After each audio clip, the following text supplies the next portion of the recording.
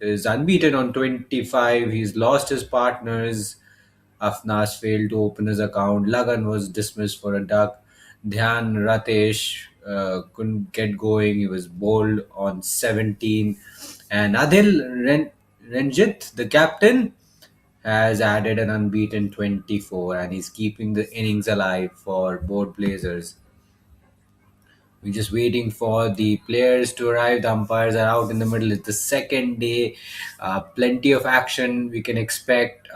This is the pre-season, and an opportunity, a chance for both teams to just get familiar with the conditions, get some confidence going, and be prepared, be ready for the next big tournament, the main tournament, which will happen in the middle of the year, sometime in May or June. We're not sure, but this is the platform for them. This is we also have a 50 over game tomorrow, and then we're done. So just today and tomorrow, realistically, and teams must realize that, players must realize that they're not going to get these opportunities again and again. So make the most of all the opportunities. Right now it stumps. We're going to get started with the second day of the 2-day test match. Both Blazers have a deficit to wipe out. Remember, they're the defending champions. They are the defending champions. Correction, that's Paint Panthers who are the defending champions, and both Blazers have replaced Color Cavaliers. Color Cavaliers unfortunately didn't make it. They didn't make the cut. So both Blazers have replaced them. But Paint Panthers have been going on song for the past 2 seasons. I think they've been undefeated. They're the title winners of the last season as well.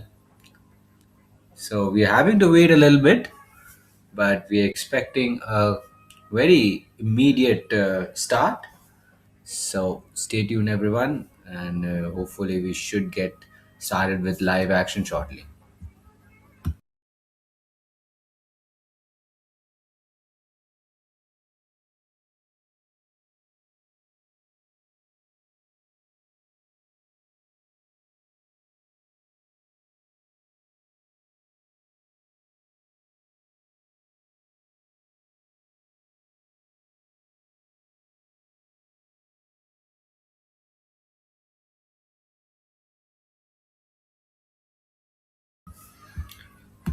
So there you go, batters out there already for both Blazers, Anunad and Adil Ranjit, and they've got some work to do. We're reporting from Sports Garden in Bangalore. This is where the action is currently taking place, and as you can see, the entire team has arrived. Players have arrived from both sides. We should get started with the day. Anunad will take strike against Mayank, who will be bowling the first over of the day. In fact, the first over of the match, I should say.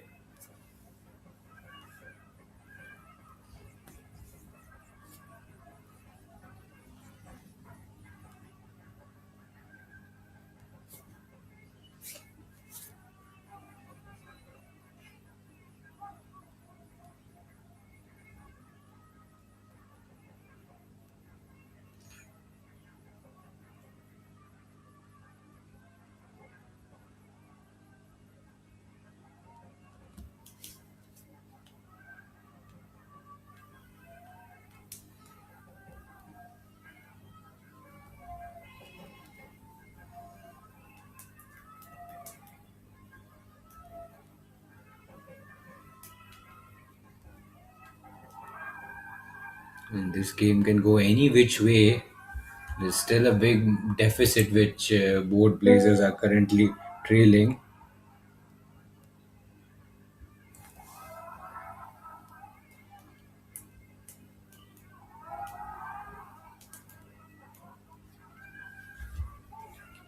Both Blazers need a partnership. The two have done well, Anunad and Adil. They've formed a bit of a partnership, but they need a big innings now because they trail by 216 runs. And at the moment, Pain Panthers will be looking for early wickets, try to put the brakes on, put the opposition under a lot of pressure.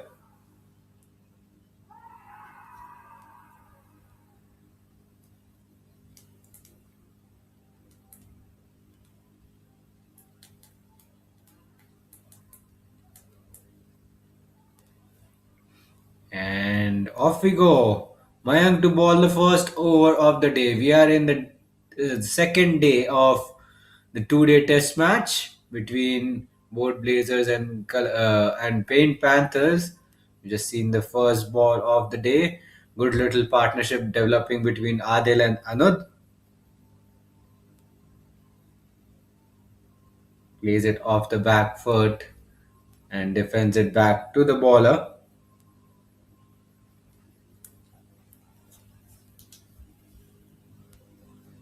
It means a lot for them playing in a tournament like debut, taking part, representing your side, and also kudos to the parents for taking that effort to send their kids to this prestigious tournament. We've just seen the first boundary of the day from Adil, and that brings up the 50-run stand between Anunad and Adil. It came at a very healthy rate and at a very, very good time when things were just falling apart a little bit for them. And Mayank has been hit for a boundary and pressure back on the bowler. Just I was saying about the tournament and what this means for the kids. They're very young and they've got a bright future. And at this, while they play cricket, they also have to focus on studies, and that's one thing. Even the tournament organizer Mahesh also alluded to. Now a leading edge falls short. Mahesh did mention that they want these kids to be closer to their uh, closer to education, closer to their educational goals, which is why we have names like color color Cavaliers, Paint Panthers, and Board Blazers. End of the over. After 25, it's 80 for three.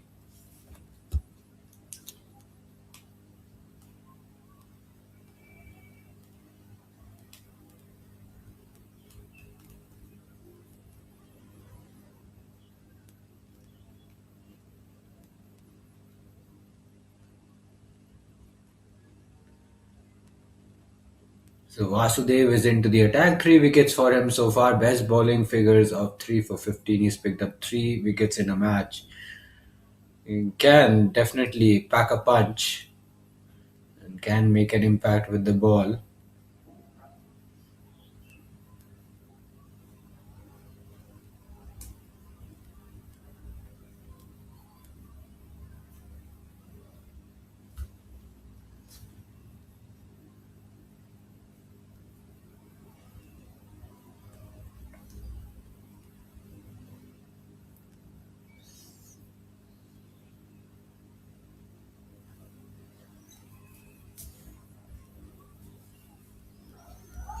So spin at both ends. Right arm leg spinner. Let's see how he goes about his business. Good start this. Pitches it fuller. Batter Anunath playing it off the back foot.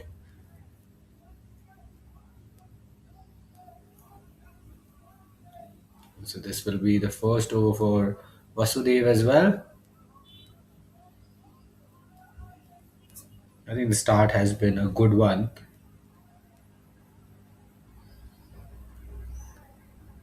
And slightly on the shorter side, plays it late, a bit of a misfield. Should allow them to come back. Should allow them to take the single. Easily done by Anunath. So good to see that little resistance for both Blazers. They're playing their first ever game in the debut tournament. This is the preseason tournament. It will act as a precursor to the bigger event, which will be scheduled sometime in June, if I'm not wrong. May, June. It'll be during the summer season, the peak summer season, and hopefully, if I'm around, I'll be bringing you all the live coverage from Cricsay. And Cricsay has also done a very remarkable job in bringing you every little moment from the game. Tremendous broadcasting qualities, uh, and very, very uh, decent coverage. And it's because of them we are able to see all the action on our screens. And obviously, they're the unsung heroes. That was nicely played. He was able to utilize the pace of the ball. They took the two runs. They're thinking of the third.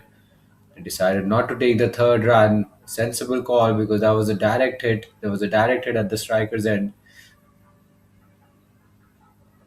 And that will be the end of the over as well.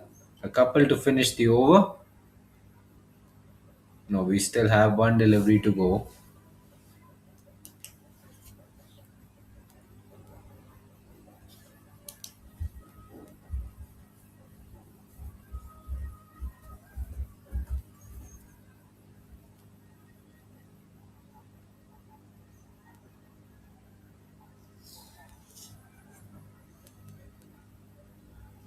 Nicely tossed up, nicely flighted, but good looking shot. A drive down the ground to end the over. 26 overs done. Both Blazers are 83 for 3.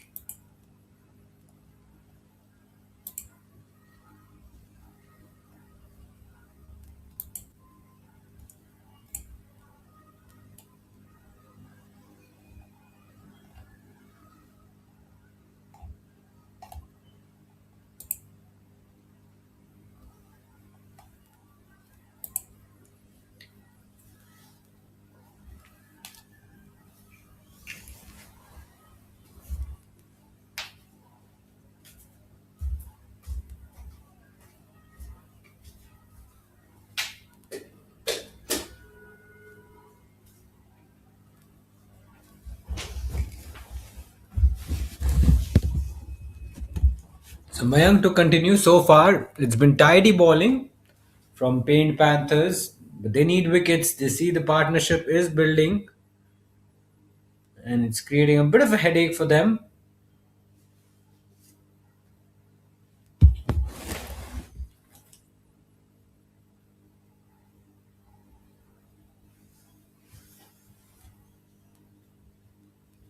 And this multi day game opens up a new challenge for the kids. Now, what a shot that was! Overpitched, yes, but look at the way he was able to place the ball into the gap. Lots of open spaces on the leg side, a long boundary on the leg side, and look at the way he's relied on timing really. He never looked to bash the ball, just sweet little timing. And just a flick of the wrist, and Adil gets to 35 now. He's certainly got a good move on, a good start, and now he's looking at a very big score. He's 15 runs away from reaching his personal milestone, but I don't think he's thinking about that too much yet. He wants to get his side to a comfortable position. They're knocking off the runs. Both Blazers now trail by just 204 runs, so they're going to avoid the follow on. We're not going to see a follow on.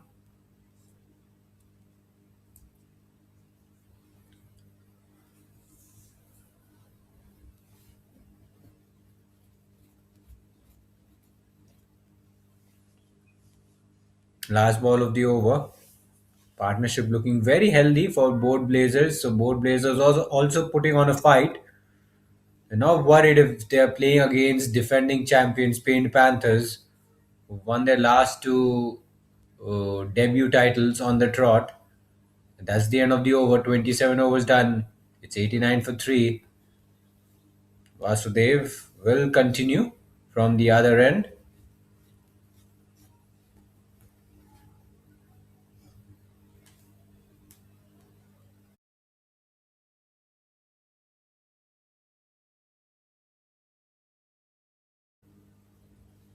Very big day, a massive day for the two teams. The final day of the 2 day test match, possibly the deciding one. We should see a result if two teams fight it out hard, we could see a result. You just never know. At the moment, uh, both Blazers are going at a steady rate. Big day for even our national cricket team. India plays Zimbabwe. Not only they have to win this one, they have to pray that West Indies lose their game against South Africa.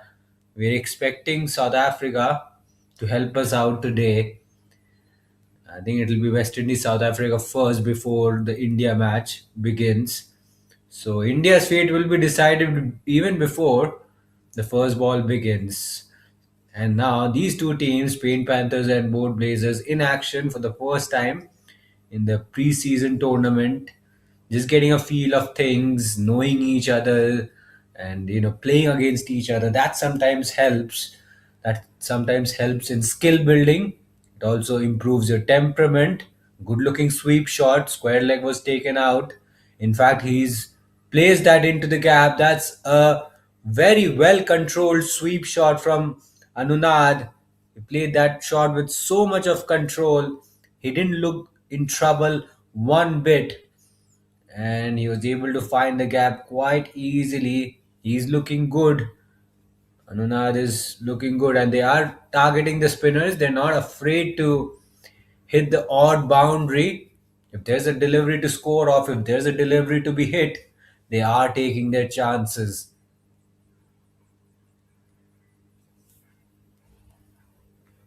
Goes for the sweep again, but this time he finds the fielder.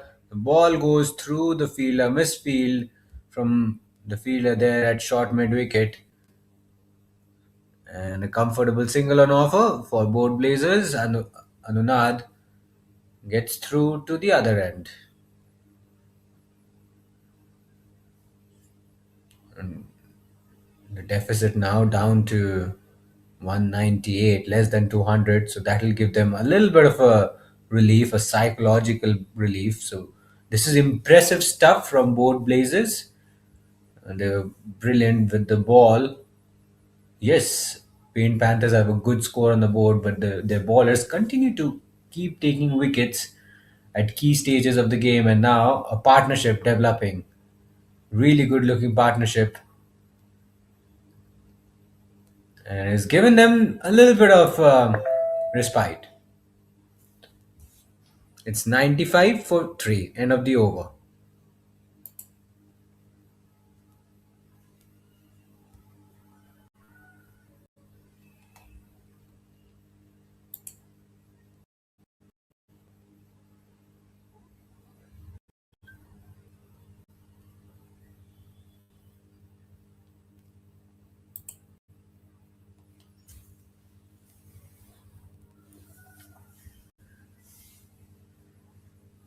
So Mayank into his third over, and Paint Panthers under some pressure. They need a part. They need to break this partnership. They have one slip in operation.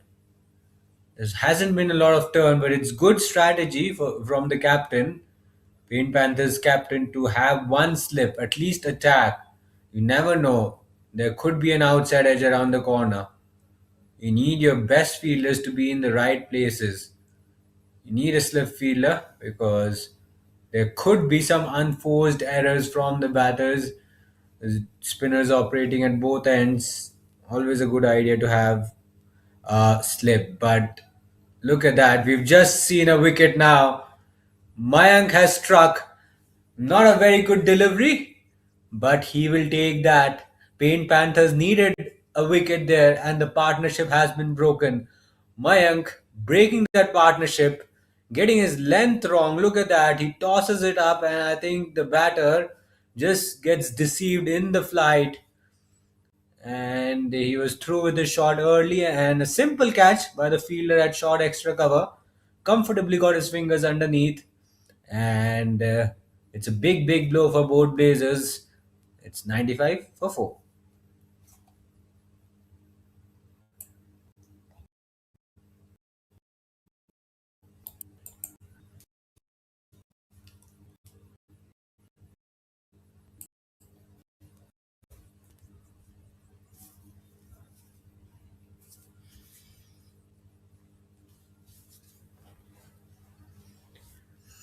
So Paint Panthers have got their confidence up now, and they've managed to strike early, and they took a wicket earlier in the day, early on in the day, and that will just set the tone nicely for them.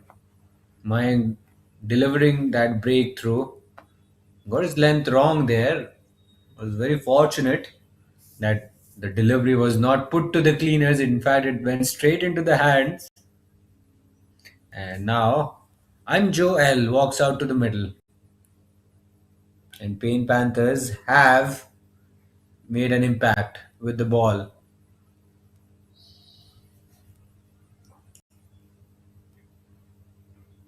Once again in the air, chance. Oh, could have been 2 and 2 for Mayank and for Pain Panthers. You can see hands on his head. He knew how tricky that was, how close that was. Anjo not looking very comfortable, not good signs for him. Much better this. Good looking drive straight back to the bowler. He couldn't find the gap, but he looked in total control there. Much better shot than the first one which he played in the air. Last ball of the over has been a successful one. Driven nicely into the gap. Anjo opens his account with a boundary and terrific shot. Gorgeous, absolutely gorgeous through the offside. We'll have a look at the nicely pitched up, tossed up, too full. He drives, places it into the gap, and says, "Thank you very much. I'll open my account with the boundary." Sweet time through extra cover. And that could have been a good over, but that good over has been ruined with that boundary. It's 99 for 4 after 29 overs.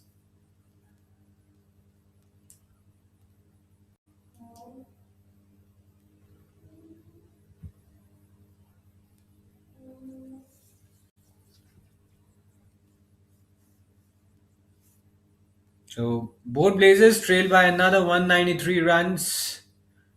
They're one run away from getting to a team 100. They're making some progress, but now once again they need to recalibrate. They need to hit the reset button and find a way to build another partnership which can drag this innings a bit further. Last thing you want is another wicket at this stage. If you lose another wicket at this stage, you're seriously in real danger of getting bundled out too soon. Adil being very watchful now. Now that he's lost his partner, he's got to reset. He's got to reset his thinking. He's got to change his approach a bit. I guess you can expect him to just slow down a little bit.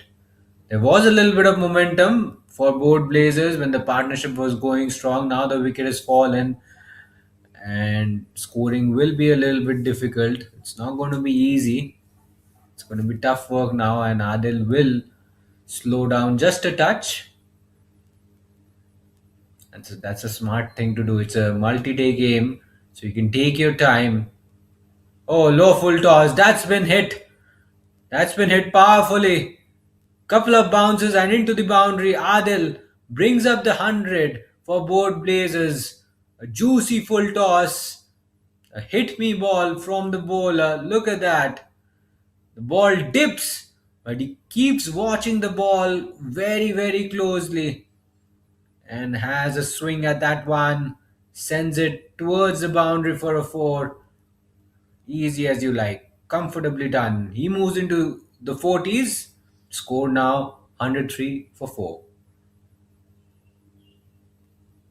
Driven, but straight to extra cover. I guess that's Raghav. He'll have to play a role with the ball at some point at a later stage. We're seeing a good little fight from the two teams. We've seen a few boundaries, some gorgeous boundaries, and we've seen a wicket as well. There's been a bit of everything in this game. 30 overs done. It's 103 for 4.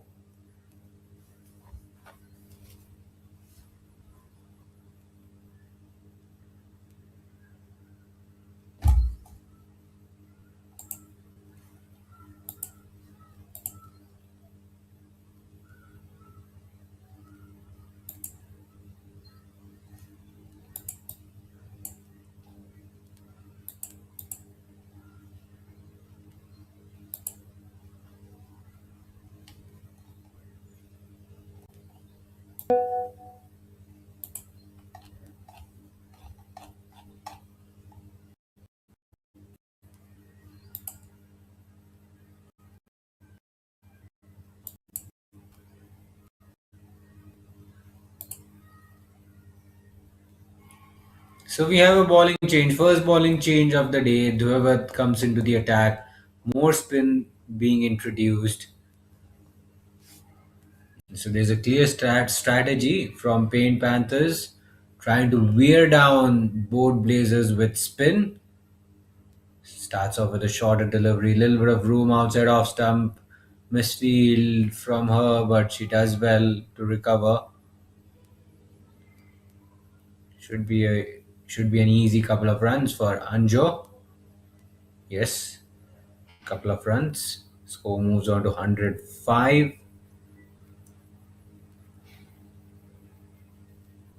What sort of lead Paint Panthers will be happy with if they are to get a lead? By what margin will they be happy with? I think anything around 50 runs is going to be very, very handy. It will give them a lot of boost. And remember, they've only got one more day. They've only got this day, and they've got to make a game out of this. Because if they don't press harder, and then it's going to end up being a draw because it's 80 overs minimum in a day. You play minimum 80 overs, so there's a lot of time left, a lot of overs left, but for a result to happen, it may not be enough. So it's very important Paint Panthers try to restrict board Blazers as little as they can so that they can get a very massive lead, bat a little bit, set a target, and let the bowlers do the rest. Possibly the last session, go hard with the ball once again. So there has to be some sort of a plan from Paint Panthers. And the moment board Blazers are just cruising along nicely, they've lost a wicket. They look in control for the time being with Adil out in the middle at 41 not out.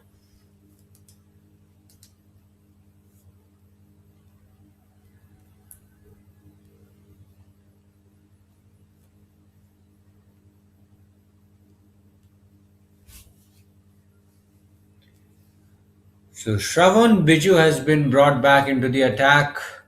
He's picked up 2 wickets. So some change in the flow for both Blazers. They've switched to pace. And now we'll see some pace in action for the first time on day two. Shravan Biju has picked up 2 wickets. He's looked in threatening form. And Paint Panthers really looking for wickets at this stage. Not allowing both Blazers to dictate terms, and they're not allowing them to build any sort of momentum. Oh, look at that! He has struck! He has struck in his very first ball of the day, full and straight. And I think the batter completely misjudged the length. Let's have a look at the dismissal. I think he was a little too late to get his bat down on time. He was beaten for pace. Possibly lack of bounce doing the trick as well. Shravan Biju picks up his third wicket. And what a time to strike. Paint Panthers pick up 2 quick wickets in quick succession. And all of a sudden, both Blazers, who were 3 down initially, are now 5 down. They've lost half the side for 105 runs on the board. Paint Panthers possibly eyeing an early finish if they pick up the remaining wickets in quick time. But this is not looking good for both Blazers. 105 for 5. And excellent captaincy from Paint Panthers. Good decision. Good thinking to get your strike baller on. And he makes an impact straight away. First ball of the day, his first ball of the day, picks up a wicket, gives his side a much needed lift. And now you can clearly say Paint Panthers have got their noses ahead.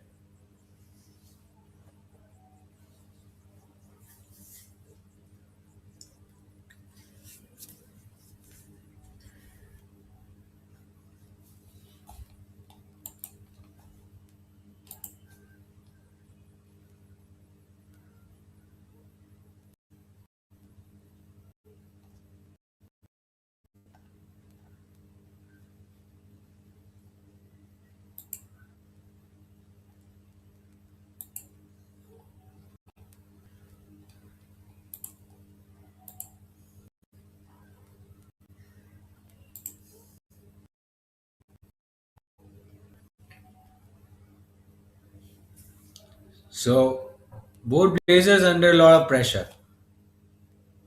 Aniket walks out to the middle. He manages to keep that ball away.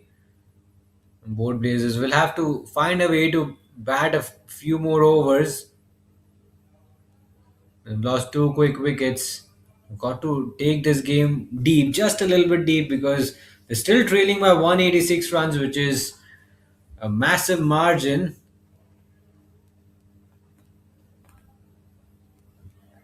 This time the ball going under the bat. So some tough questions being asked by Paint Panthers bowlers. The spinners made an impact early on. They picked up the first wicket of the day, and now Shravan Biju leaving an impact with the ball.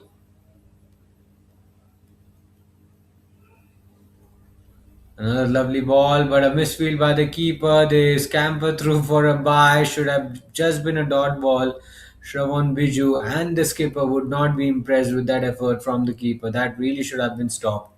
It was a regulation ball. 10 out of 10 times you're supposed to stop that.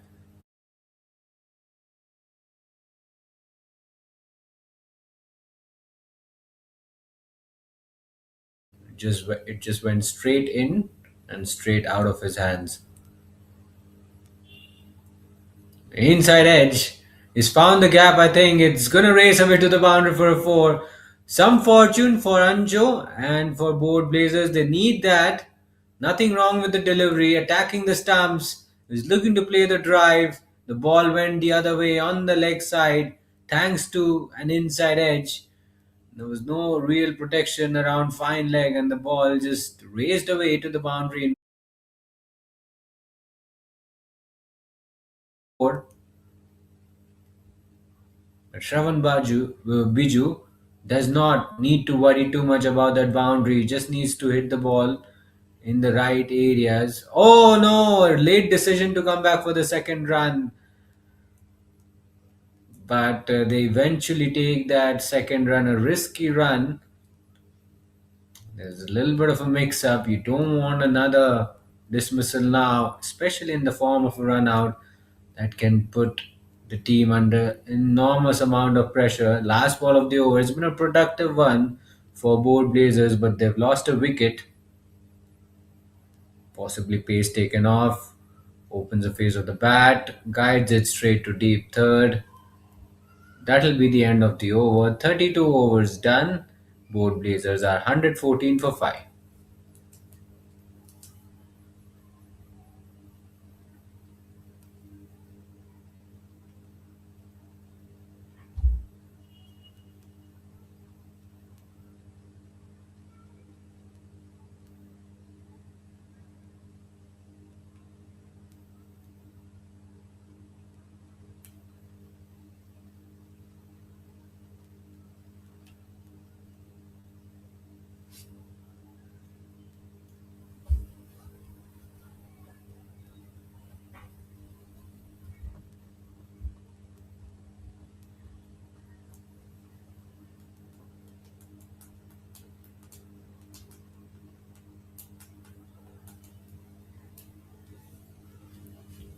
So Dvivit comes back once again. Tidy first over, just gave away 2 runs.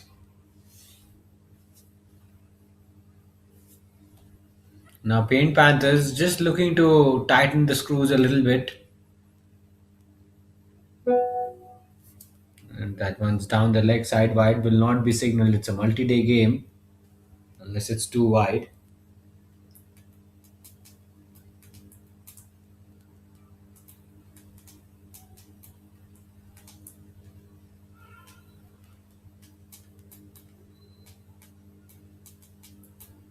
Cut away this time through the offside. Work to be done by the fielder. Keeps it down to single.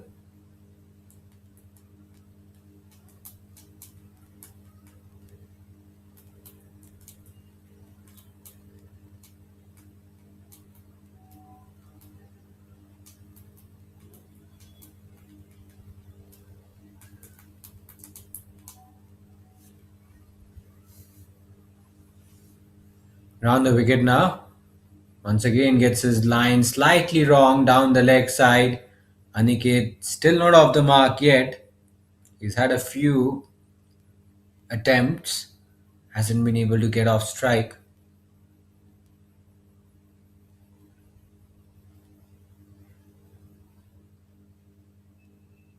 Low full toss this time, driven straight to mid off.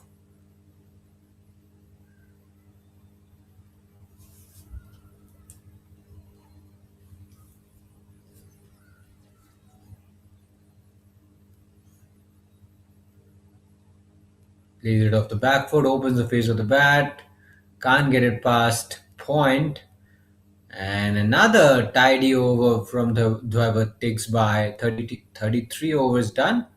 It's 115 for 5.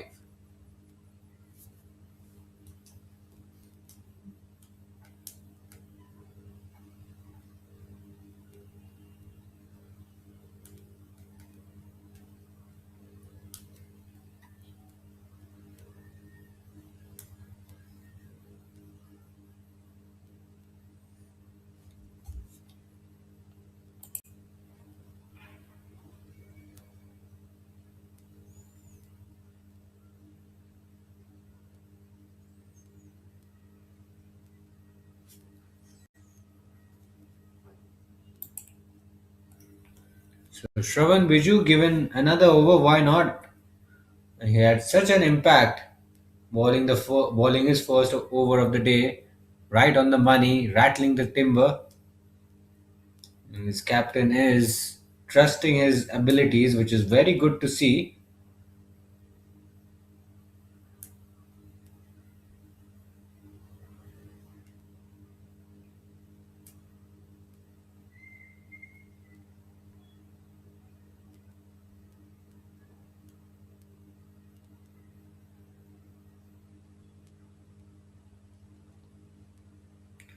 Oh, gets stuck in his crease. No real feet movement there.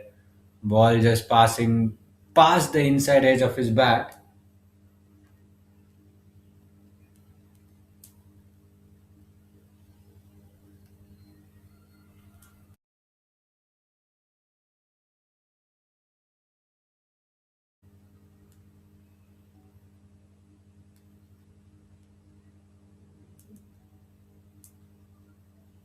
Nicely defended. Gets right behind that one. Plays it back to the bowler.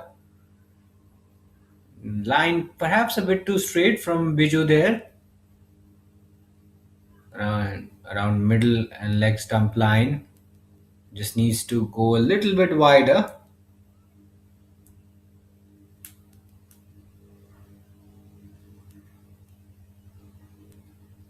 You can't get it past mid off this time. Four consecutive dot balls on the bounce for Shravan Biju.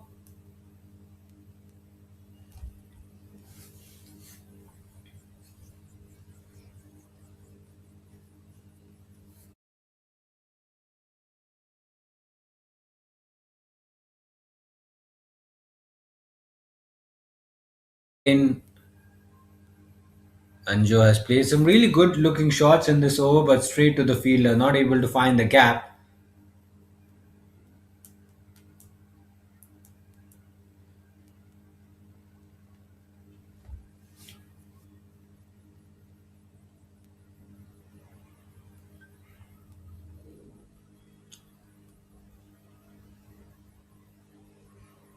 Nicely played, very, very delicate. Oh, a misfield. Will they come back for the second run? No, just a single, but that was very delicately played with some degree of skill involved. 34 overs done. It's 116 for 5. Both Blazers desperately need a partnership between Anjo and Aniket to resurrect their momentum somewhat.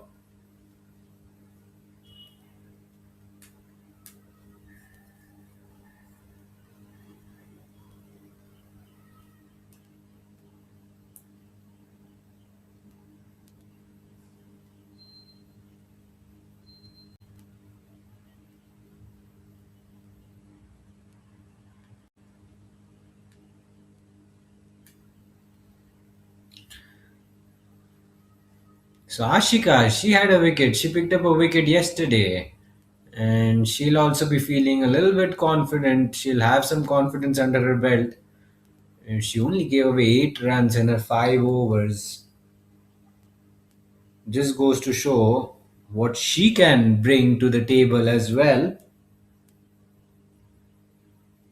Now let's see how she goes about her business on day two. This is day two.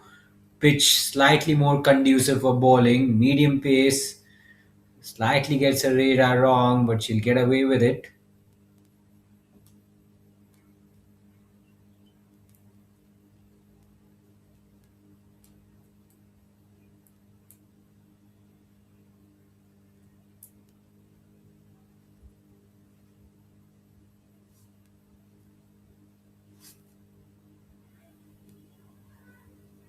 Nicely driven, and it's gone straight to the fielder who fumbles a little bit.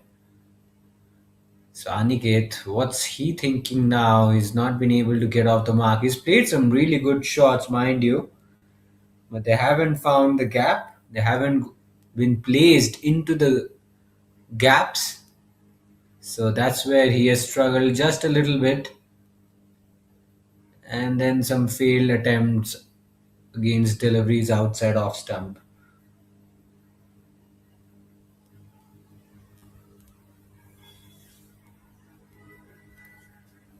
7 deliveries faced, no runs off the bat yet for him, for Aniket.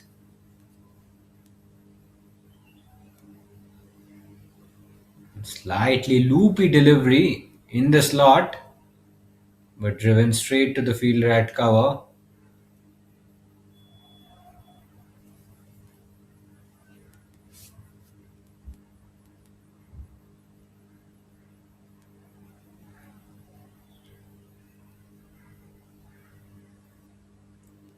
Throws it just a little bit wider. No shot offered there.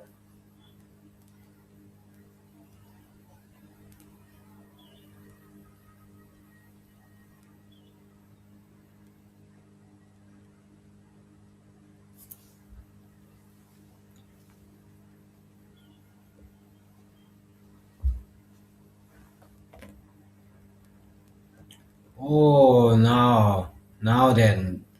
That could have been very, very tricky for Aniket, but he just manages to survive. An inside edge could have so easily rolled back onto his stumps.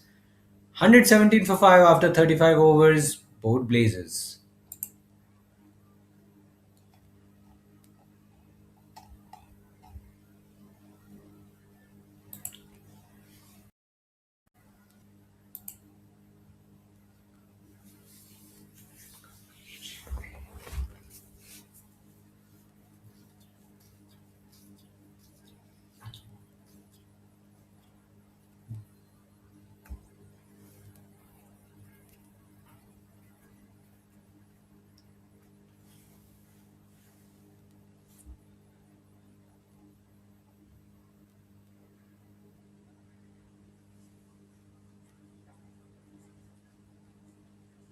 However, to continue this time, Anjo drives and he finds the gap. The ball may just slow down a little bit in the outfield. Brilliant work in the deep.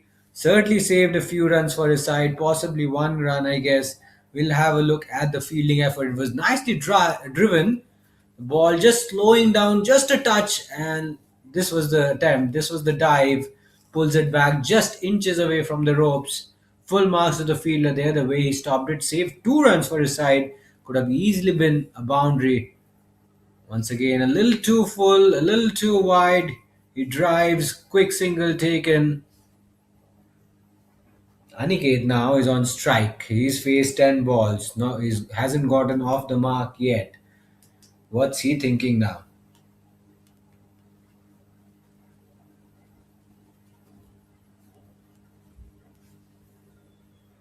Plays it off the back foot, plays it watchfully, and plays it straight back to the bowler. I think both Blazers will need some sort of a partnership to continue. Get them at least past 150 without losing a wicket, and then they could probably feel good about themselves. They should at least get to 150 or 160 without losing any more wickets if they are to stay alive in this game. Remember, they can also draw this game out. If they're not able to win this, that will also go down as a moral win. So that's also something players need to be mindful of. You can show some fight. You can draw out a test match or a multi-day game if the chips are down. You need a lot of strength in your character. You'll need resilience to be able to draw a test match from a difficult position. End of the over. It's 120 for 5 after 36.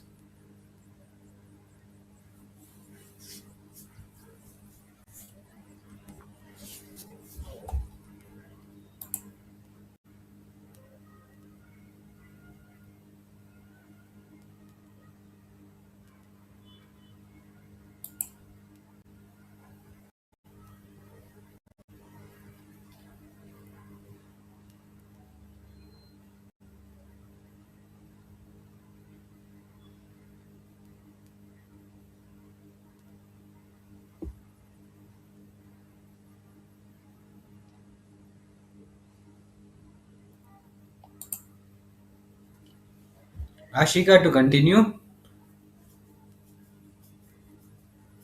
She'll definitely get a few overs, and she's no ordinary bowler by any means. She's picked up a wicket, and she'll get a few more overs, and she's got to make every over count, give her side the best possible chance of emerging victorious in this multi-day game.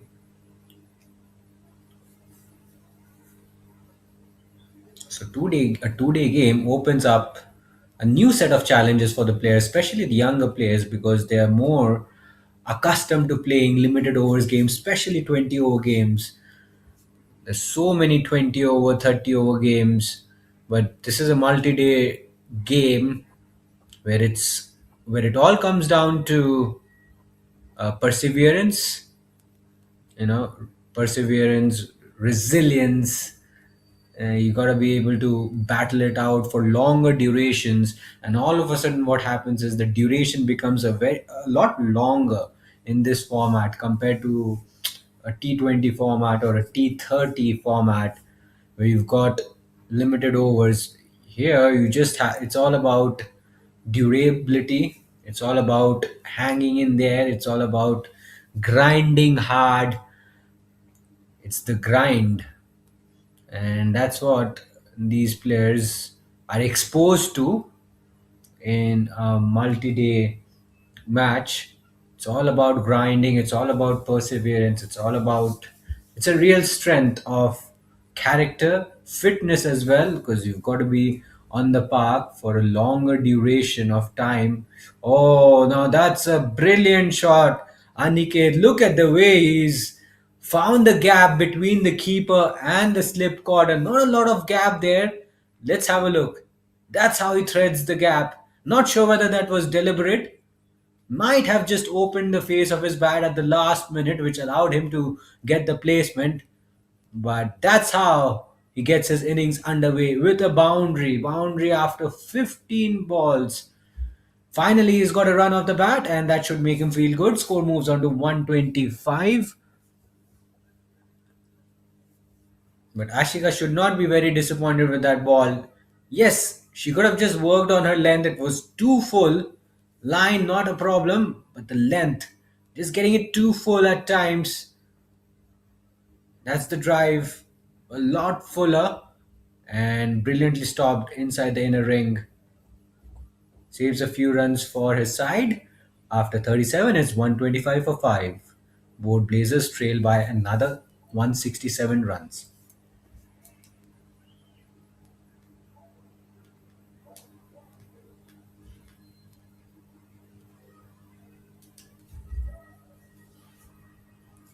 So Dwayat, here are his numbers. So far, 16 wickets for him. Economy rate of 2.67. These are his career numbers.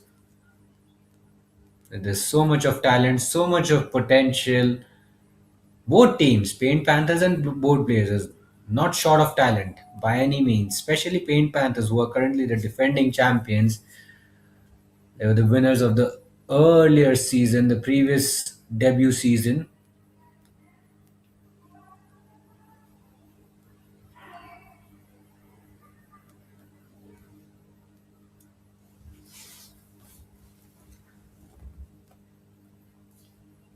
Right then, he's at it again.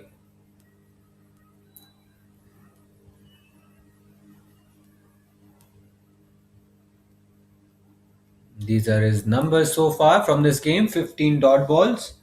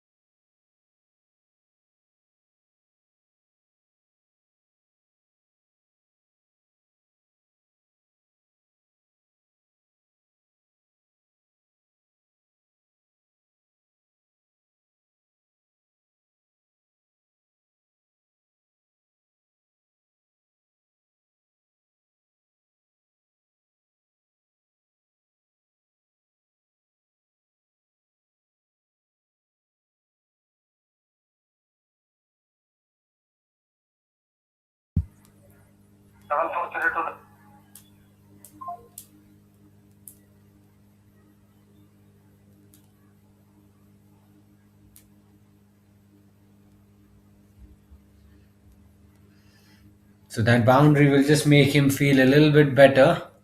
So both Blazers are able to find the boundaries, the odd boundaries here and there. So they're moving the scoreboard nicely. They're getting a move on, but they're also losing wickets along the way. And the deficit's still a big one, 163 runs away from going past Pain Panthers.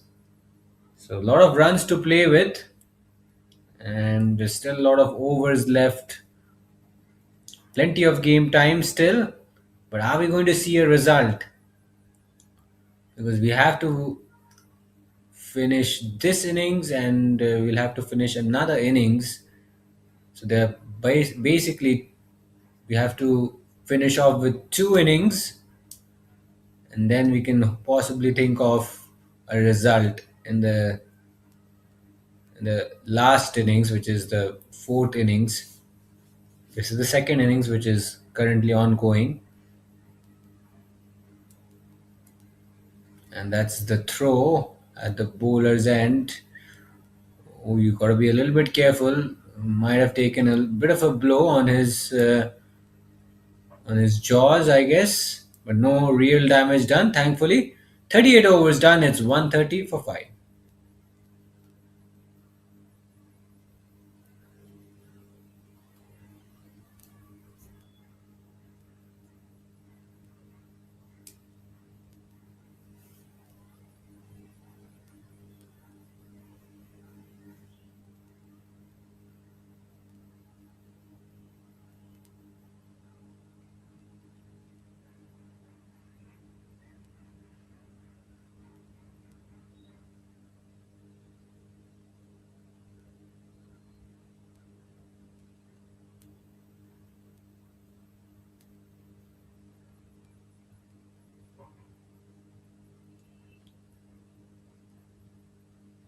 So Ashika into her eighth over,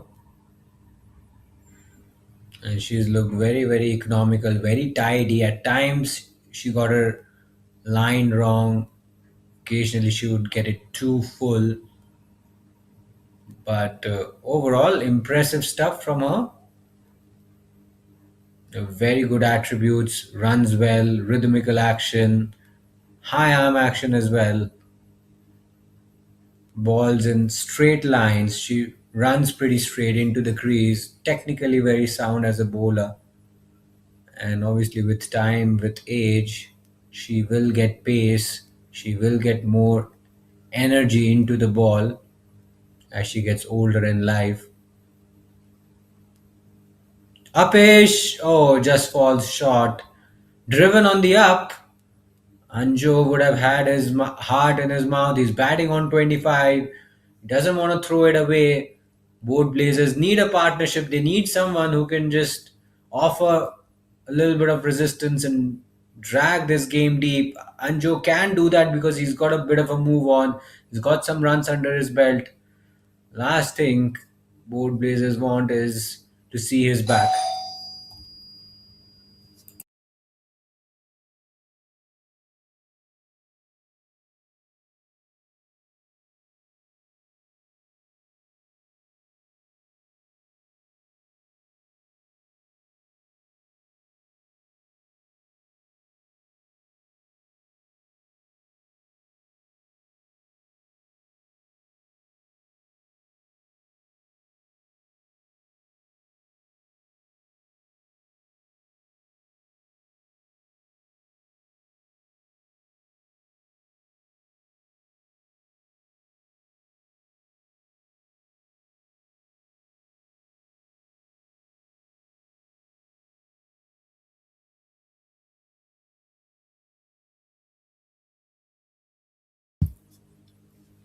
Last ball of the over.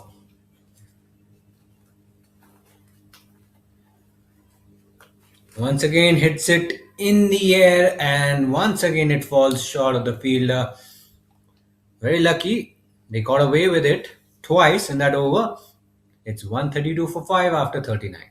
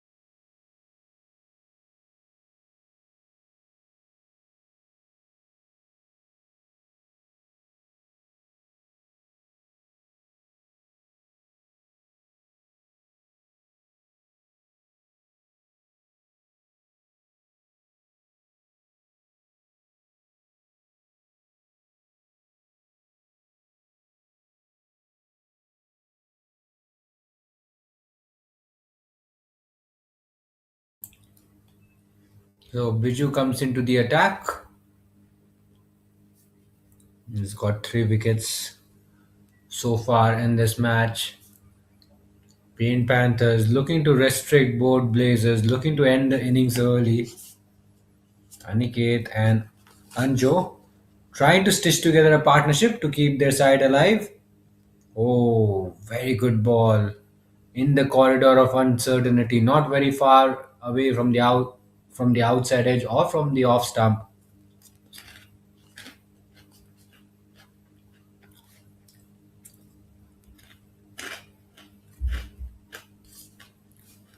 So far, he's been very accurate. I've been impressed to see his accuracy. He's landing the ball in the right areas. Balled it pretty wide actually, wide outside off stump. Created opportunities consistently for his side.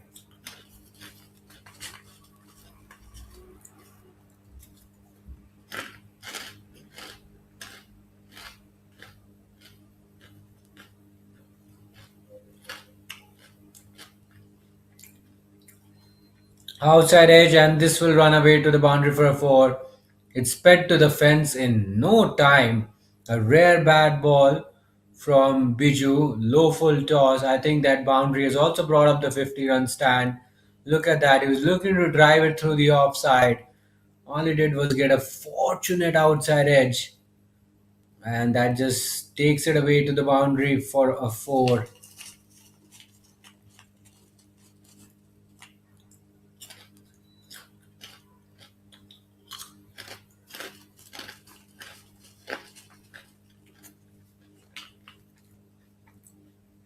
So Aniket dealing in boundaries. Second boundary for him. Oh, this time it's a chance. A genuine chance. Once again, there was an edge, but this time it was hit in the air, and the chance goes begging. The catch put down at the slip cord, and look at that, tentative, just pokes his bat at that one. Hands just a little bit hard. I think he just went with hard hands, which was probably the reason why the ball didn't stick.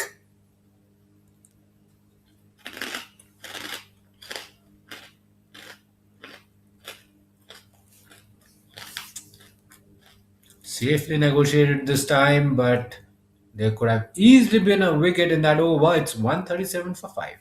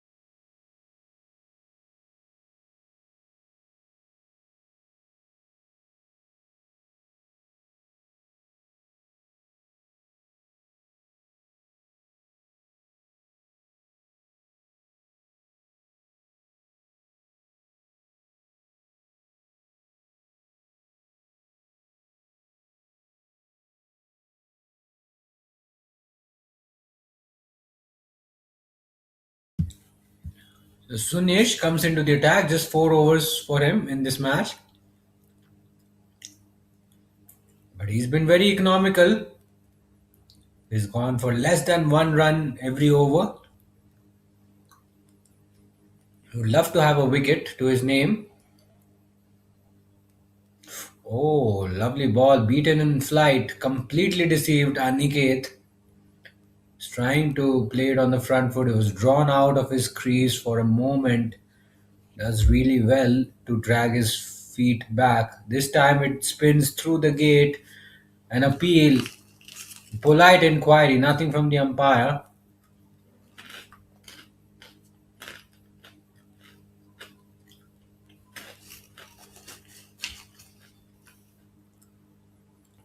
Very, very streaky. An outside edge. And Aniket plays it so late, so delicately. The ball barely carries to the slip fielder. Certainly an outside edge, but well placed. Into the gap. He's got a big smile on his face. And he picks up another boundary, third boundary for him. And he moves on to 14. He's not done a lot of strike rotation. He's only been dealing in boundaries. He scored majority of the runs in boundaries. Once again, plays it with soft hands, possibly an edge, but this time it's cut off. 41 overs done. Both Blazers are 141 for 5.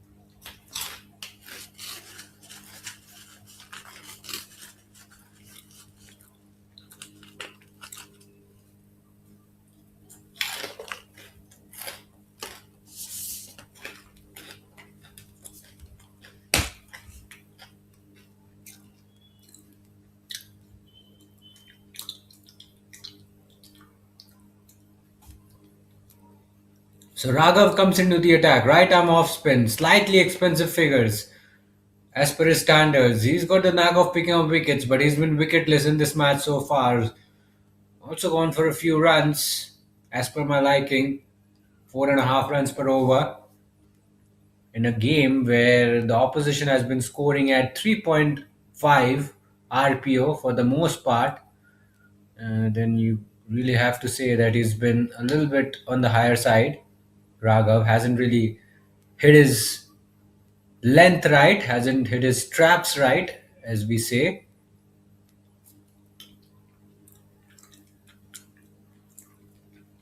Oh, clean him up! Bowled around his legs. Raghav has an impact, and it just takes him a little over 4 overs to pick up his first wicket of the match. Here's a look at the dismissal. Nicely tossed up. He tries to paddle it around the corner. I think he probably planted his front foot too far across, the ball just spinning and brushing the leg stump. That's all was needed. That's all you need to go your way. Sixth wicket goes down. It's 141 for 6. Both Blazers are in deep, deep trouble.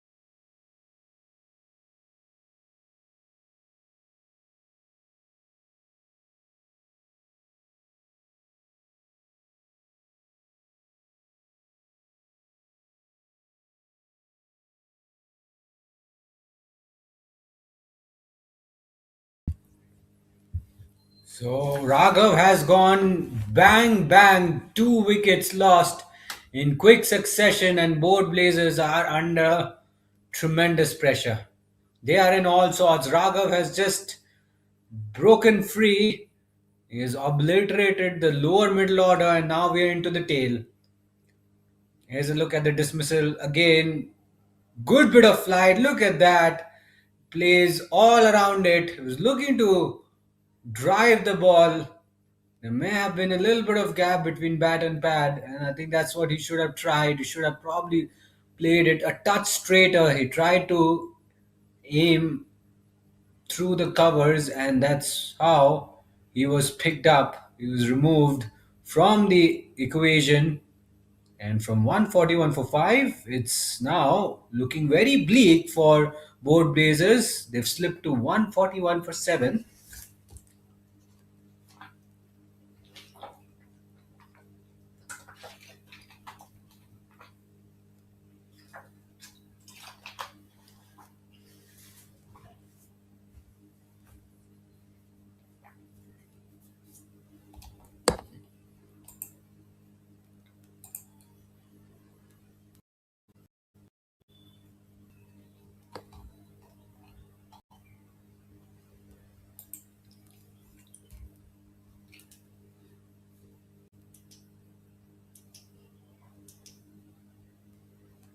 On a hat trick, Raghav.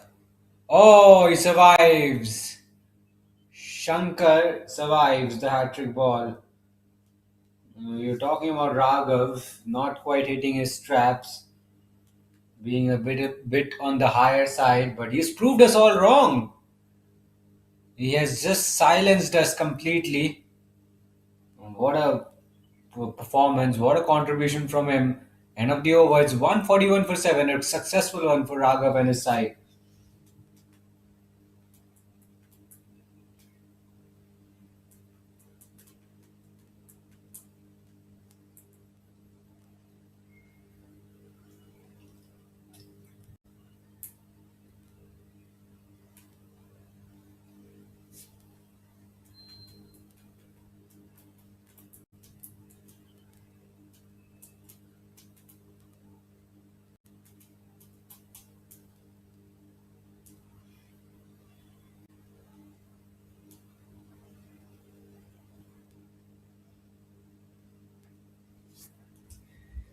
So Paint Panthers looking to wrap this one early. Wrap this innings quickly, get a big lead, possibly over 100 runs. New Sunesh into the attack. He's been wicketless, but his teammates have been picking up wickets. His teammates have been among the wickets, and he's just not been able to do justice to his wickets column yet. Though he's been economical, he's been very tight, he's been accurate, he's bowled some delightful deliveries. He's landed the ball in the right areas on that occasion, slightly on the shorter side, but very tidy, very tidy. He's not given away too many runs, just 8 runs in 5.1 overs. He's going at less than 2 runs per over, so that's very sharp stuff.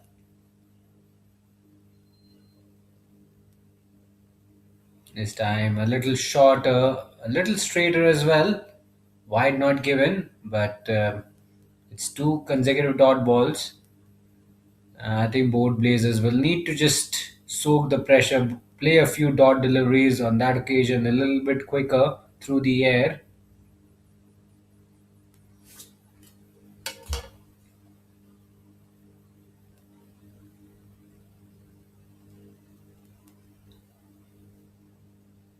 Oh, plays it on the back foot. Tentative. Inside edge. Survives. Four consecutive dot balls. Aniket hasn't looked very fluent, especially the last delivery where he was playing it off the back foot. The ball just bouncing off the inside edge, and this time beaten on the drive. Ball almost spinning through the gate. But he was deceived. He was certainly deceived in the flight. The slowness of the delivery causing some problem. Once again, tentative, feet a little bit stuck. He got a little bit stuck in his crease there. Made it over from the bowler. It's 141 for 7 after 43.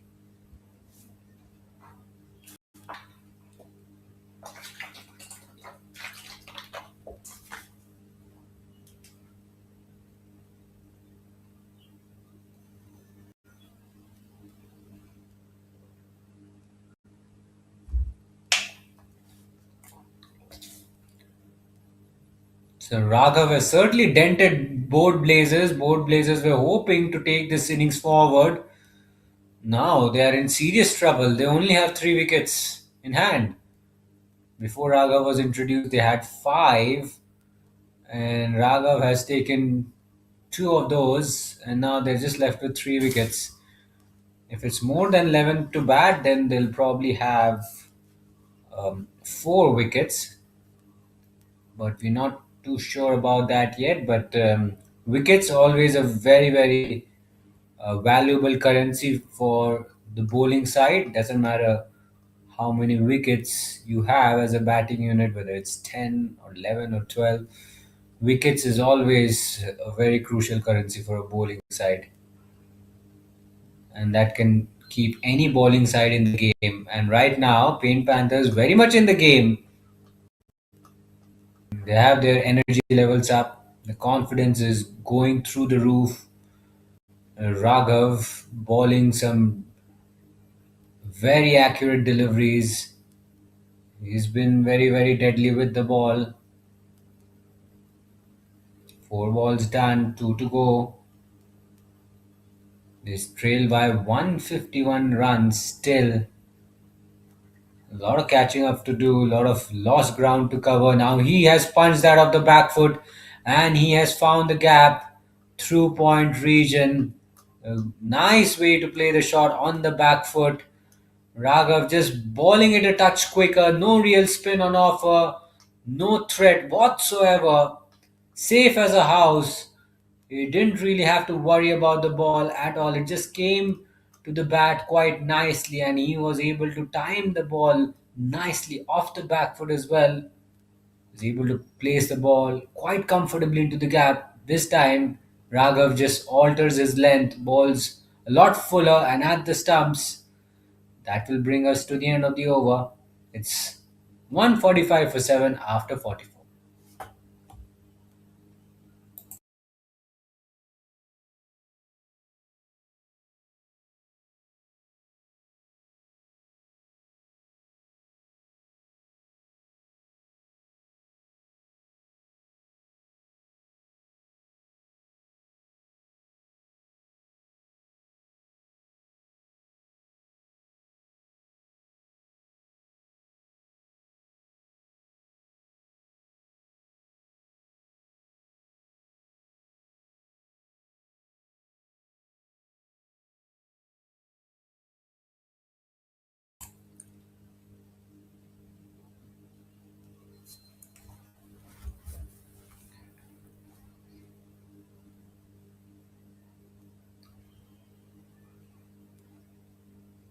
Oh, little bit of turn there. Some sharp turn for New York. Took all the pace off, bowled it very, very slow, and that's why he was able to extract that turn. Chips it slightly in the air, pushes it to. Oh, there's a chance. There could be a chance. I think the finger has been raised. He is not happy. The non striker was not happy with the decision. Probably because he knows that he's short of his ground. He's nowhere in the free frame. Look at that. The ball bouncing off his gloves. And I get a feeling the keeper has probably broken the stumps before he gathered the ball. Now, I'm not sure whether that's a wicket, but we saw a glimpse of that in the replay. Ball was not quite gathered cleanly before the stumps were broken.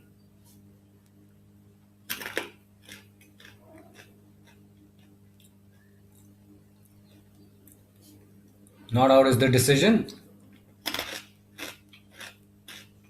It looked very close.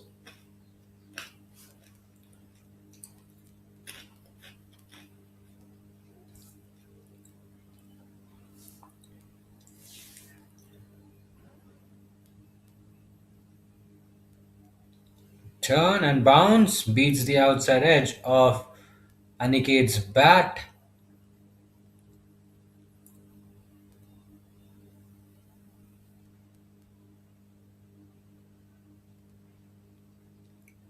Gets beaten again on the drive this time. One ball left in this over. Five dot balls so far. No runs off the bat in this over. Loopy delivery tossed up. Safely negotiated on the front foot. Aniket keeps that one out. End of the 45th. It's 145 for 7.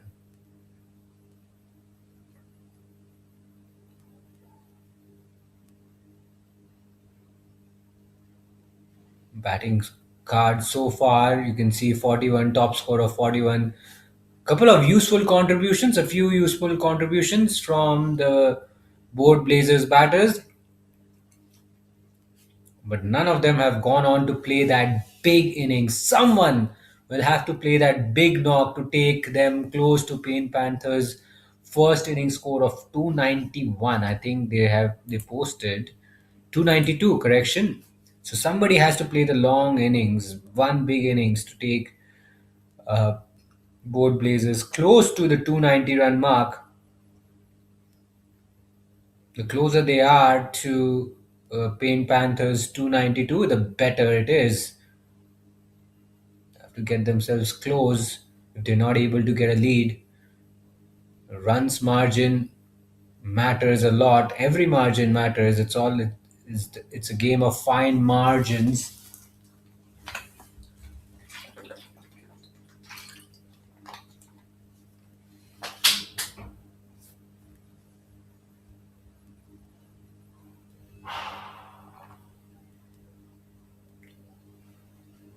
Lovely ball.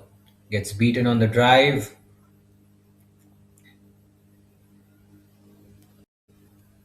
Raghav now switches to round the wicket.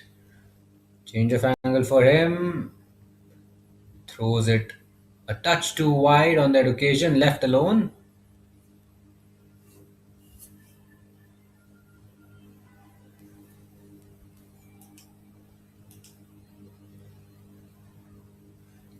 This time he sweeps. Almost could have been cleaned up around his legs. He exposed his leg stump there. The ball not really far away from kissing the leg stump. He's got to be careful. He's picked up a wicket in this manner already before. So you got to be a little bit cautious. End of the over, and both Blazers are 145 for 7 after 46.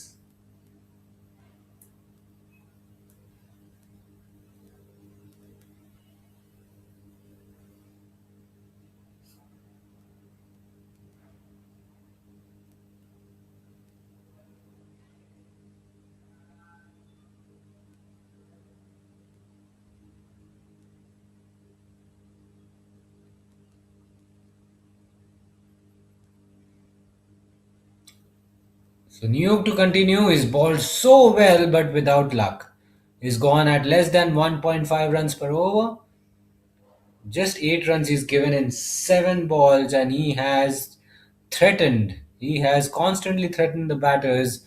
He's gone past the outside edge, he's gone past the inside edge. He's troubled the batters a lot. He has certainly created a lot of problems.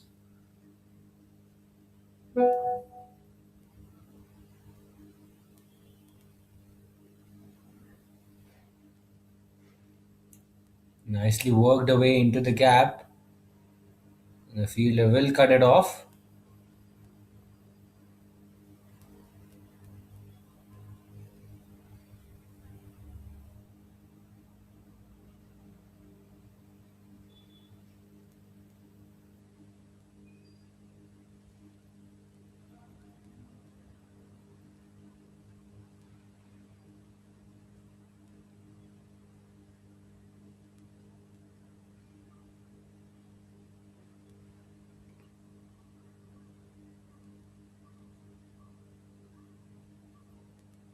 Lofted, slogged away rather. Loopy delivery, too full. Neo got it too full, and Aniket was able to smother the spin. Got to the pitch of the ball nicely. Look at that. Too much of flight. Low full toss, in fact.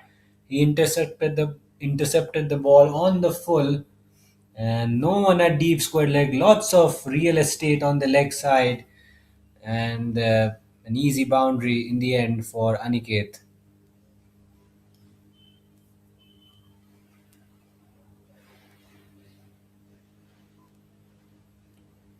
47 overs done. It's 151 for 7.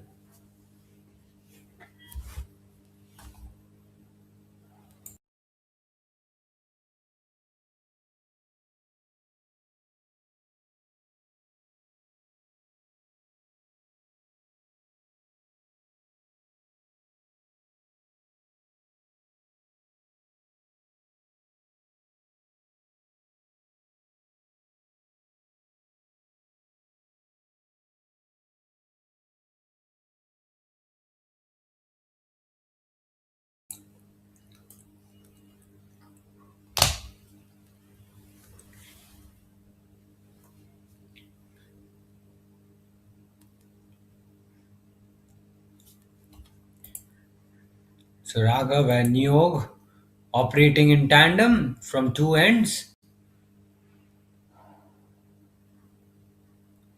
Now Raghav has bowled a no ball, so he'll have to re-ball that.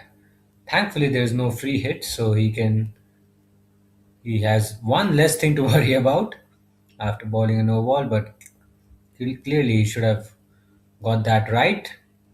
Spinners bowling a no ball. It's been a topic of debate. It's always been a topic of debate, with many wondering why spinners end up bowling a no ball. Why do they get their front foot over the line, bowling from a short run up? Well, sometimes things do happen. It's not entirely in our control. Things do happen, lapses do occur. You're a human. Pressure can get to you, pressure can make you do a lot of things, a lot of irrational things at times, which you may not anticipate initially.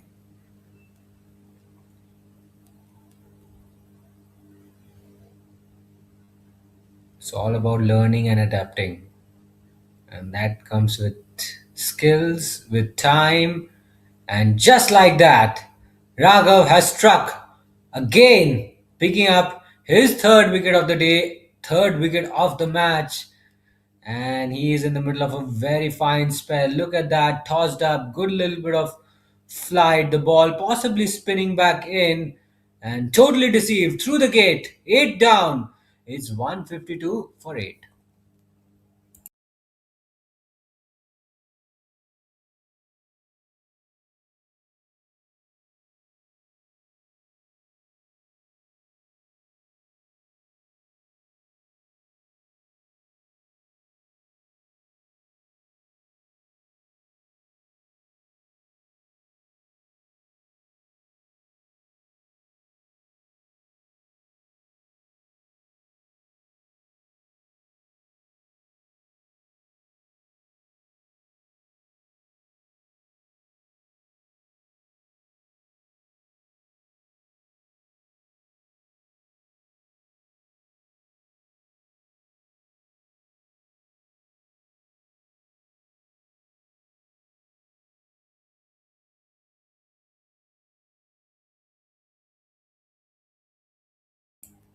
It looks as though Paint Panthers will walk away with a huge lead unless both Blazers really find a way to stitch some partnership which can just bring down the deficit a little bit. Aniket batting on 20, but he needs his partners to keep their wickets intact. Ashwath comes out to the middle, played on the back foot, and another successful over for Raghav. Yes, there was a no ball in it, but there was also a wicket as well. 48 done. It's 152 for 8.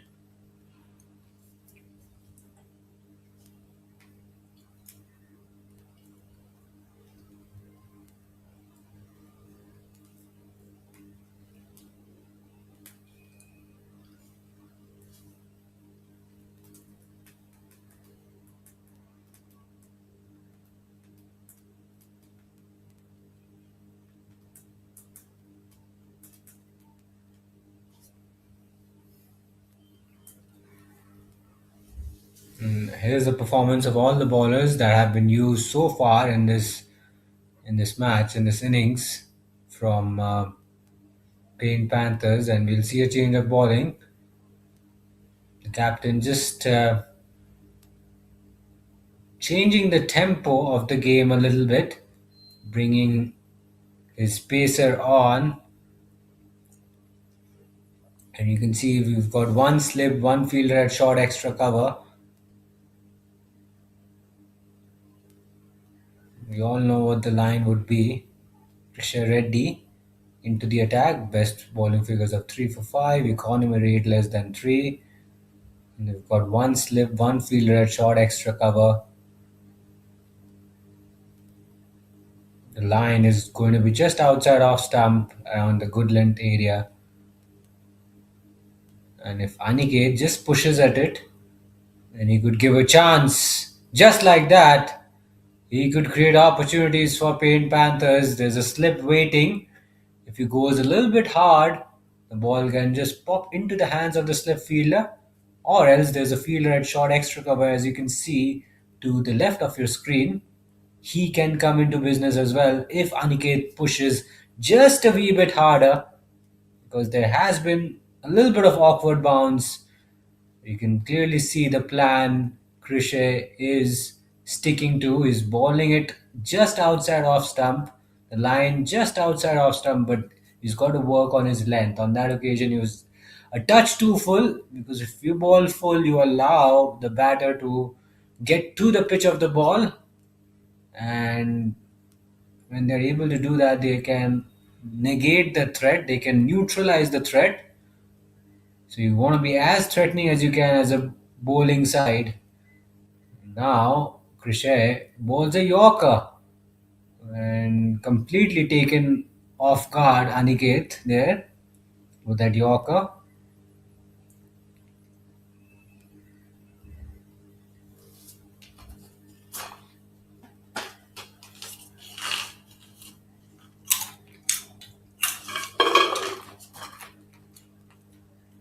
Oh, clean him up! Look at that! A rash shot, a brain faint moment really for Aniket. Why was there a need to play a shot like that? You are precariously placed as a side. You don't have a lot of batting to follow. You are a well set batter. You're supposed to play with a little bit of responsibility. But I guess on that occasion, he's just lost the plot. Pressure building, pressure building. Ninth wicket goes down. It's 152 for 9. Krishan Reddy is rewarded with a wicket. He's still got one ball to go in this over. And both Blazers have a massive deficit of 140 runs ahead of them. And sadly, they don't have a lot of wickets left in the bank. That's the dismissal. Full and straight. You miss, I hit. The ball possibly coming back in with the angle, and he'll be very, very disappointed if he sees that replay there. He was in no position to play that shot, got himself into a very, very awkward position. The ball just going under his bat and just brushing the leg stump. That's what you want as a bowler. All it has to do is just brush the stumps, and you're in with a wicket.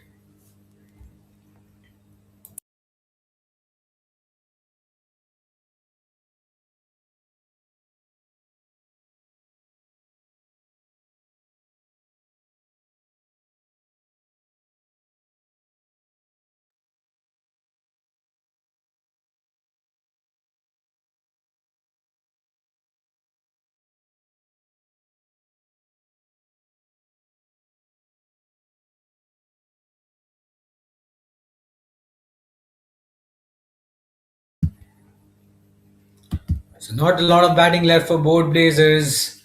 They started the day well. The partnership was building. I think it was Adil and the skipper. But once that partnership was broken, both Blazers failed to keep their wickets column quiet. They're not done yet, but I don't think they can last much longer if they continue to lose wickets in such a manner. Brilliant finish to the over from Krishan Reddy. He was right on the money. End of the over. It's 49 overs done. 152 is the score for the loss of 9 wickets. Both Blazers.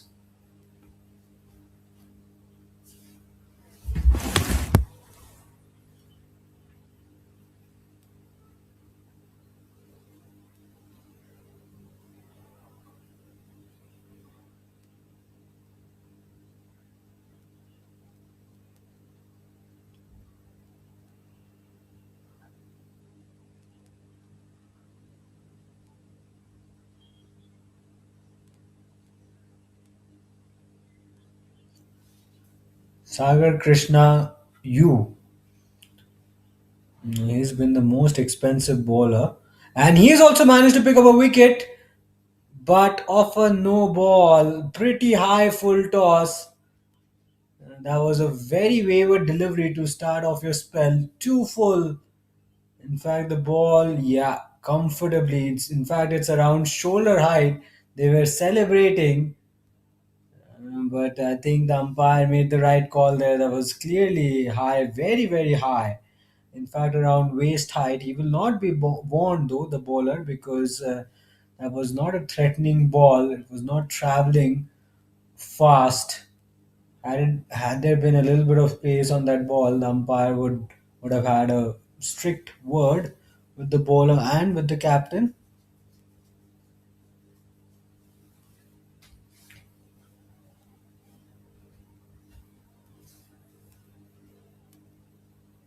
Nicely driven, two full, overpitched, drilled. Thank you very much.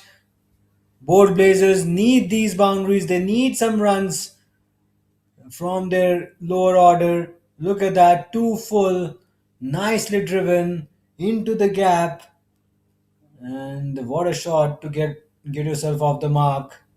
He's batting low down the order, but that was a good looking cover drive. I think any top order batter would be proud to play a shot like that.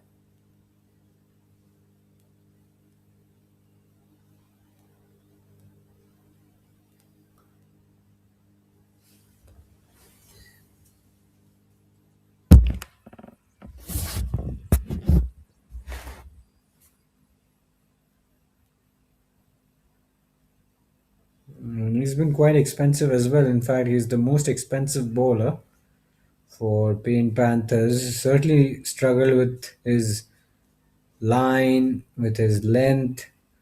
The direction has not always been spot on. Nicely punched off the back foot on the shorter side. Has he found the gap? Some work to be done by the fielder. He's not going to get there. Another boundary for Ashwath. Two boundaries in almost quick succession in this over. Some pressure being released by the bowler. He drags his length marginally short. He picks the length early, plays it off the back foot, punches it well, and generates enough power to beat the fielder in the deep extra cover. He didn't have to move a great deal. It was probably 20 yards to his left, but it was timed so nicely that he had very little time to track that down. So certainly, both Blazers have got some move on in this over. No ball, then couple of boundaries, one ball to go. Every run very vital at this stage. That'll help them bridge the gap. They don't want this deficit to be a lot on the higher side. 50 overs done. Both Blazers are 161 for 9.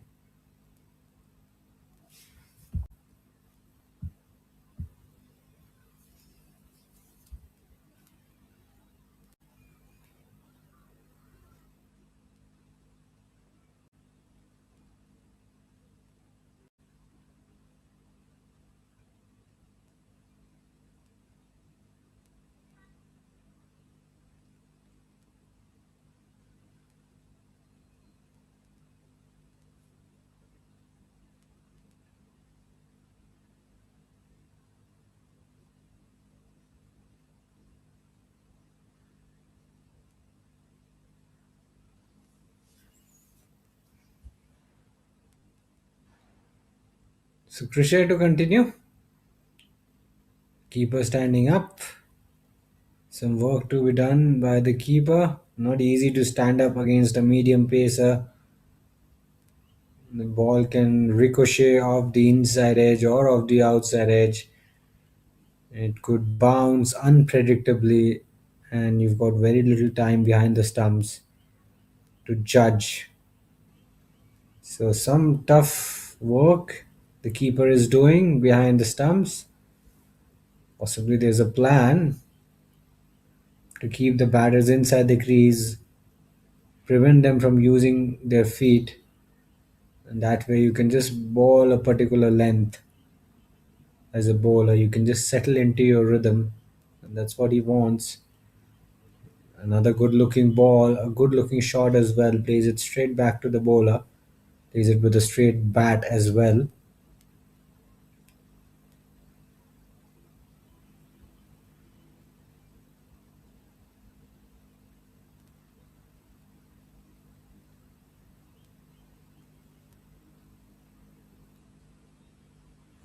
Another good delivery on the money.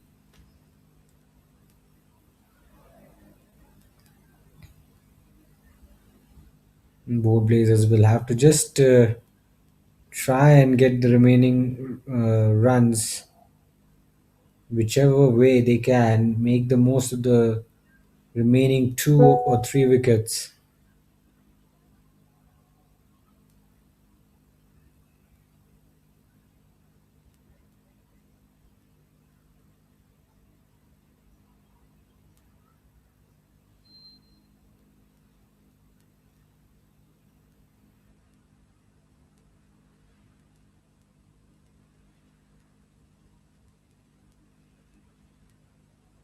Down the leg side, and that's worked away to square leg.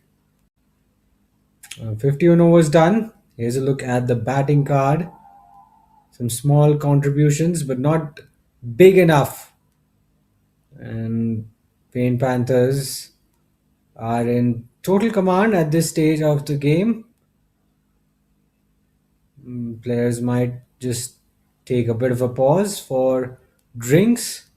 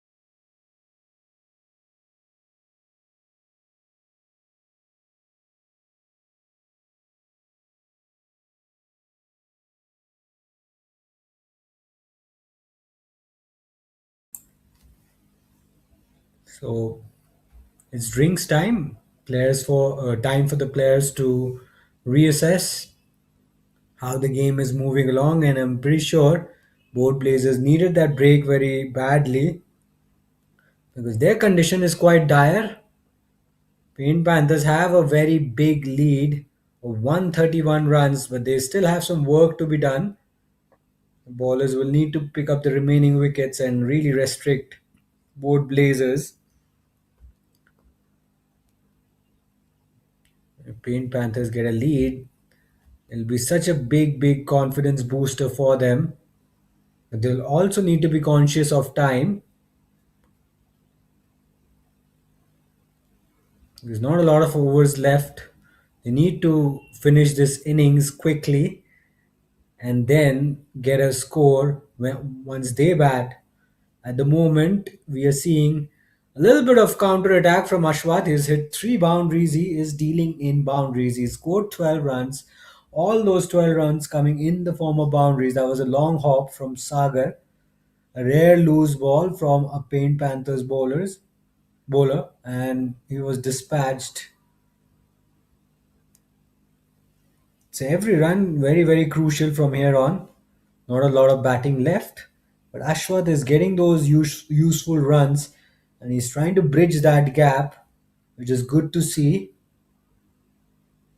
And if Ashwath can just get himself to a good score, and if Arjun also follows suit, then certainly both Blazers will feel confident. They will have a little bit of confidence. And as you can see, another good shot from Ashwath. Well, he's a lower order batter, but he is certainly showing some positive sign. Fourth boundary for him, this time through the offside, through the slip cordon. Plays it very delicately with soft hands, which allowed him to thread the gap. And now Ashwath really making Paint Panthers think. Long hop, short aside, but straight to the fielder at square leg.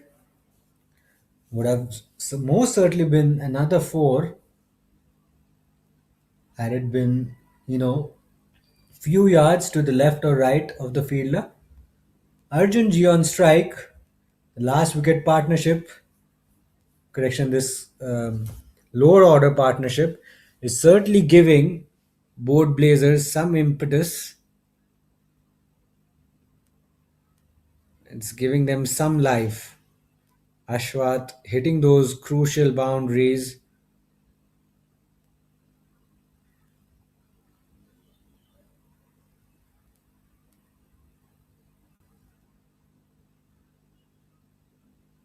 And that will be the end of the over. It's 170 for 9 after 52.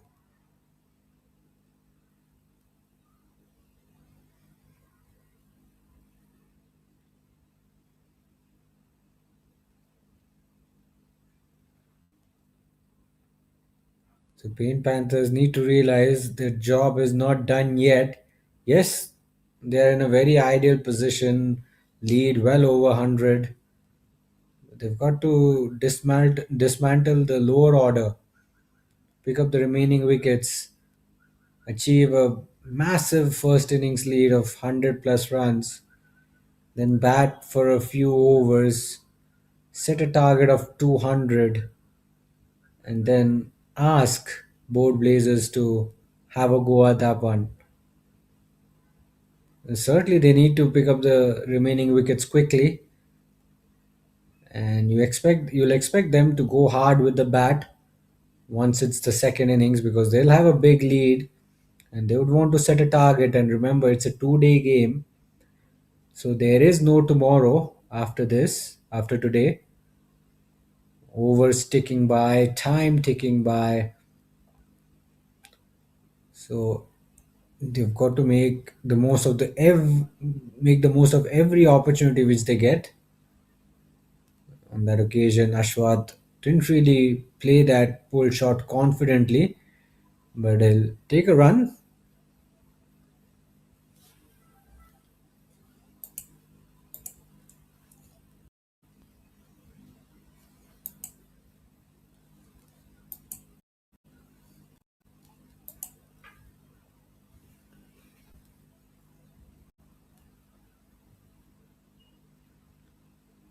A lot fuller this time, driven but straight to the fielder at short extra cover.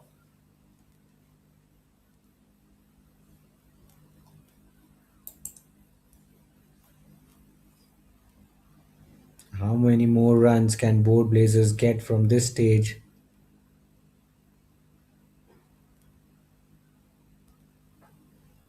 At the moment, Ashwath and Arjun trying to take the attack to Paint Panthers, trying to stitch together a partnership, which is frustrating Paint Panthers a little bit.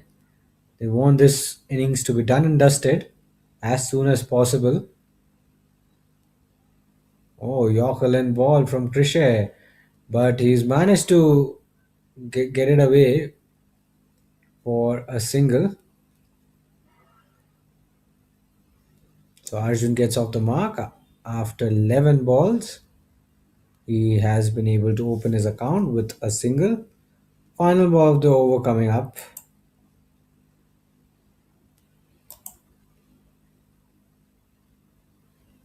driven down the ground mid off, cuts it off, and that will take us to the end of the over. 53 overs done, it's 172 for 9.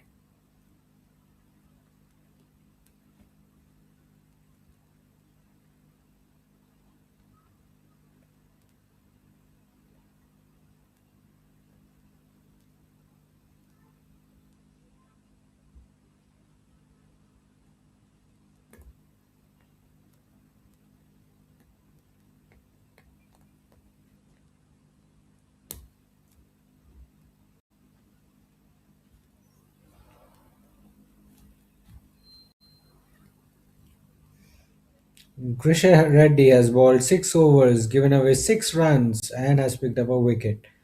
So he too has been very, very tight, very, very impactful. Sagar Krishna will continue. He's been a little bit erratic. He's been inconsistent with his line, with his length. Control hasn't always been there for him. But if he can pick up a wicket or two, he can surely, he can surely prove us all wrong. You can clearly see he got his radar fractionally wrong. Goes a little wider, little straighter down the leg side.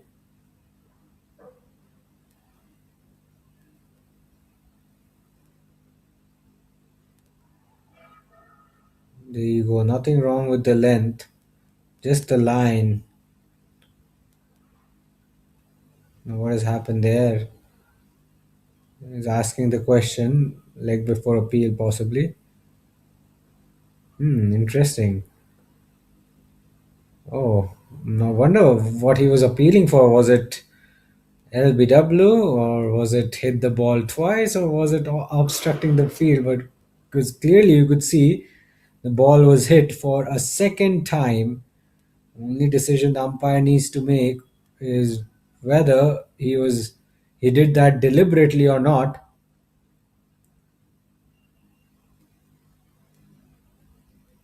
Two modes of dismissals in the offing: obstructing the field or hit the ball twice. He could have been out either way.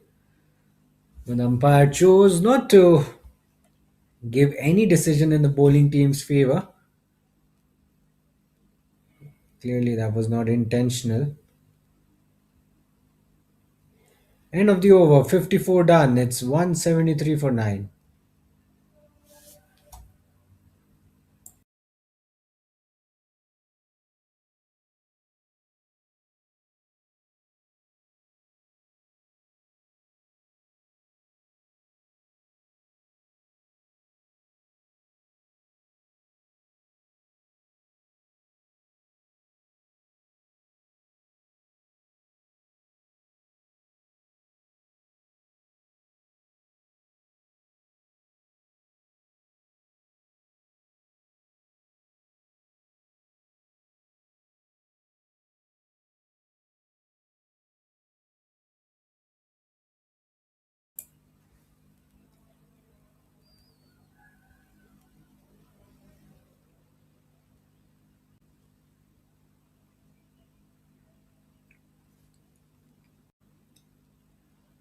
So Mayank comes into the attack for the first time. Not for the first time, for the second time today. The captain moving to spin, trying to slow the tempo of this pace down and possibly wind things up. 3 overs, 13 runs, 0 maidens, 15 dot balls, a wicket as well. Now the slip comes in a little bit wider, floats it up, drilled into the gap between cover and extra cover. Fielder has a chase, keeps it down to just a couple of runs.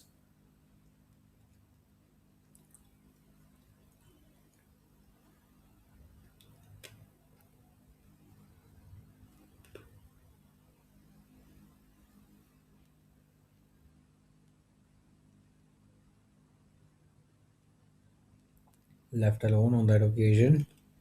So Arjun and Ashwath building a partnership, putting up a fight, putting up a resistance 23 runs of 35 balls.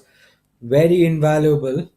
Very, very invaluable at a time when it was looking like the end was near. Arjun and Ashwath have just stretched it a little bit. But they have to keep resisting.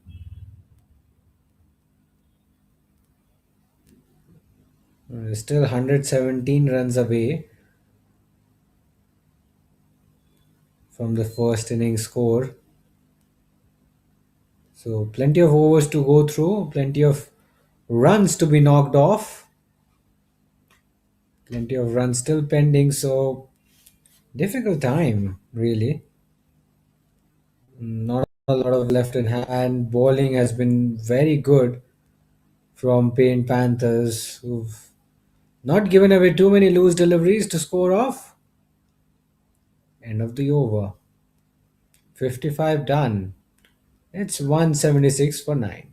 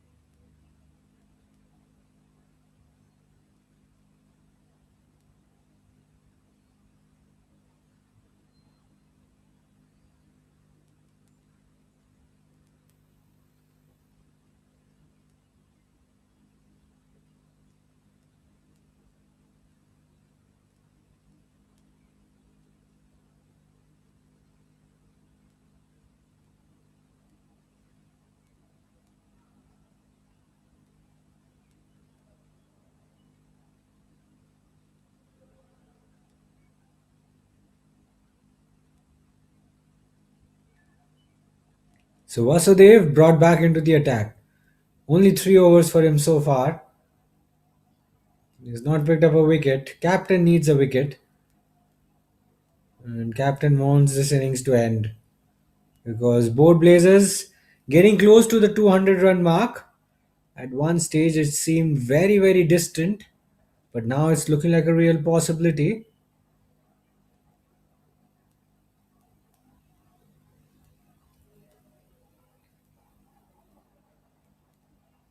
Pink Panthers don't need to hit the panic button yet. They've got to be mindful of the deficit. With every delivery, that deficit is shrinking.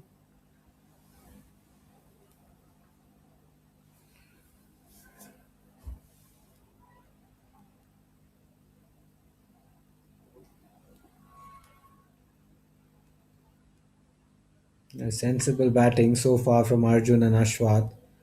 Hitting the ball consistently in the gaps. It's been remarkable trait from Ashwath and Arjun. And they are able to hit the ball in the gaps, rotate the strike, something you don't often associate with lower order batters at this age. And despite batting low down the order, they have shown a lot of maturity. And they're keeping this innings intact for both Blazers. They're keeping them in the game. 25 run partnership in 43 balls. Very invaluable, especially when it's low down the order. You've got two blokes who not really renowned for their batting skills, but they're batting like proper batters. That was a very good looking sweep shot. Had there been no fielder there, it would have been a gorgeous shot. Would have been a boundary. 56 done. It's 178 for 9.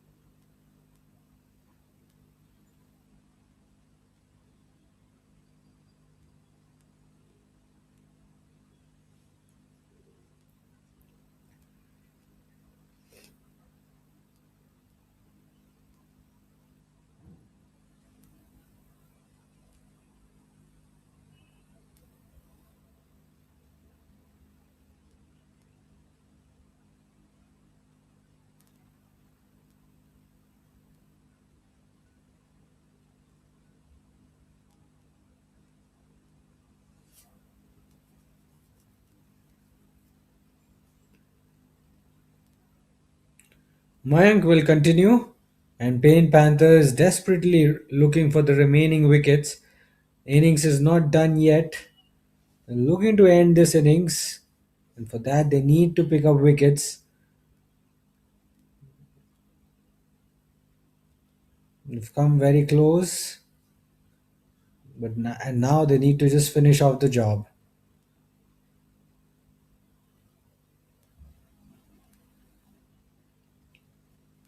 They're having to face some tough resistance from Ashwat and Arjun, who are very. It looks as though they have put a price tag on their wicket, which was missing from the earlier batters, the middle order batters, not really making too much of an impact.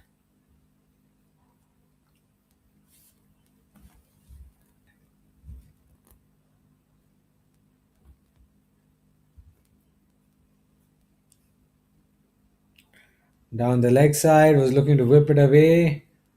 Fine, but he misses. Ashwat getting himself to a good score, 19 of 24. Any tail-ender batter would be happy with that score. He can get few more as well. Low full toss, bad ball, punished, down the ground, four all the way. Ashwat into his 20s. So he's putting the bad balls away. He can do that quite easily without even breaking a sweat. Mid off was up, and it was a little bit wider, which allowed him to place the gap, which allowed him to place the ball in the gap. Can he end this over well with another boundary? No, just a back foot punch straight to the fielder at cover. So the runs are coming for both Blazers. They are 182 for 9 after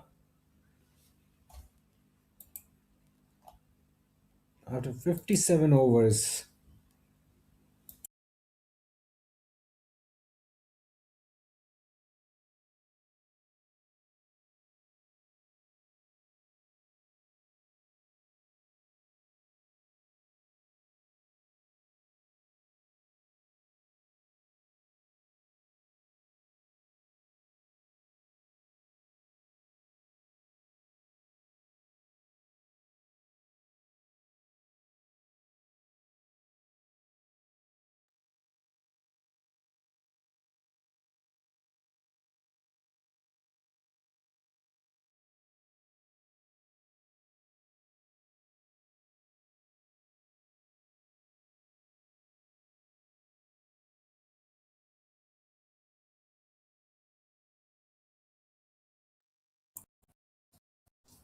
So the hunt for the remaining wickets is on.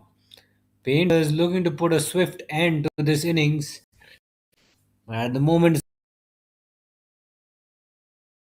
it's a bit of a struggle for Vasu.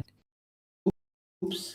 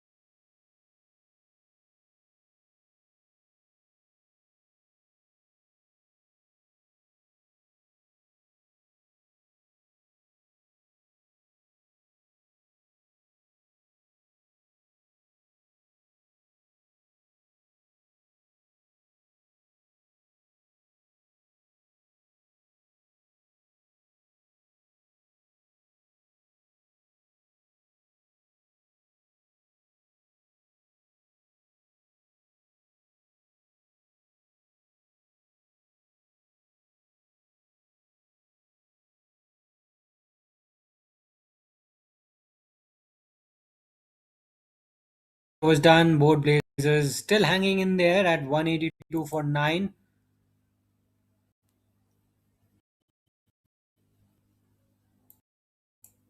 Is really giving um, both Blazers some hope, something to cheer about. It's been a tough day so far for both Blazers, but they're getting themselves close to the 200 run mark.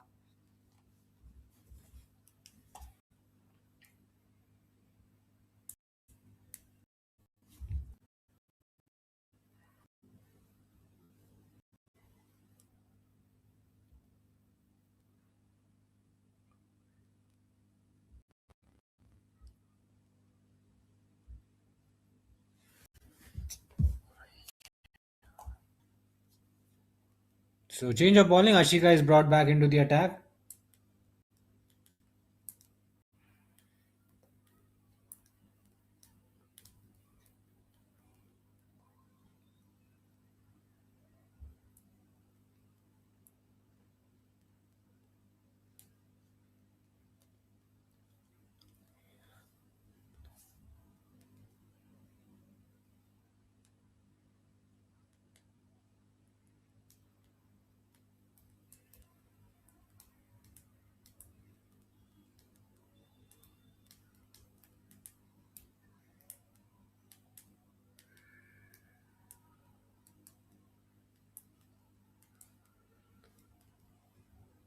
A nice looking drive straight to the fielder. And so the hunt is on for the final wicket. And both Blazers, good to see they're putting on the fight. The lower order does not want to give up just yet.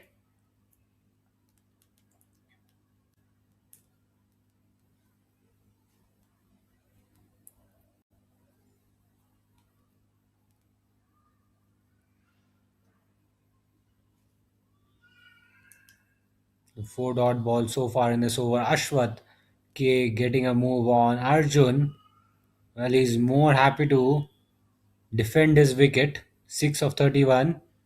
Good little resistance from him. Now he's taking his chances, and he has really gone hard at that one. Lofts it over the bowler's head, and Ashwath, I guess now he's beginning to break from the shackles. Nothing wrong with the delivery, but a very good looking shot, aggressive shot on the up, and clearly no one was expecting him to take such a risk at this stage of the innings. He's moved on to 27 and he's breaking from the shackles. He's growing in confidence as well. This is a very difficult territory for Paint Panthers. They were not expecting such a fight back, but now they need to find a way to break this partnership, which is starting to really frustrate them. It's 186 for 9 after 59 overs.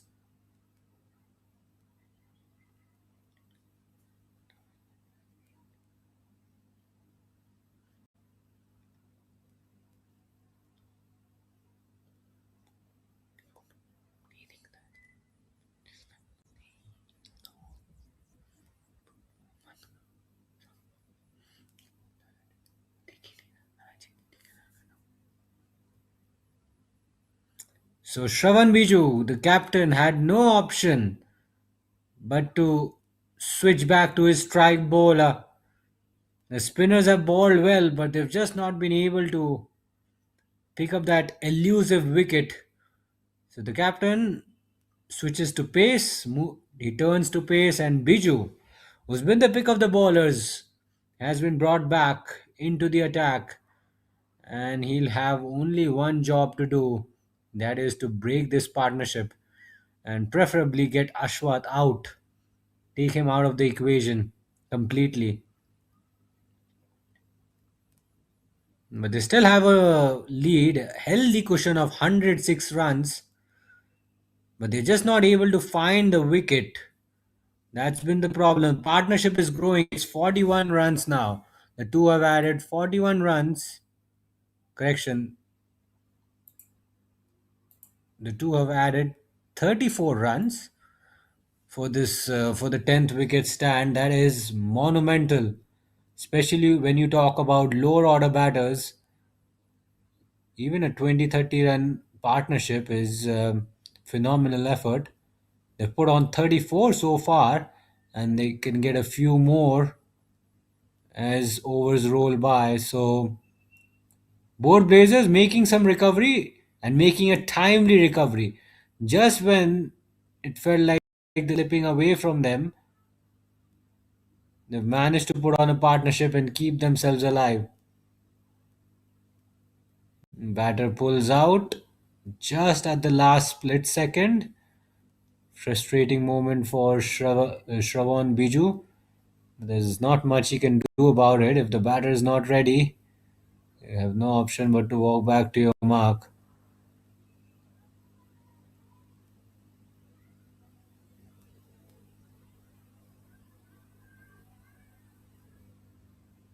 Oh, now how did that miss the off stump?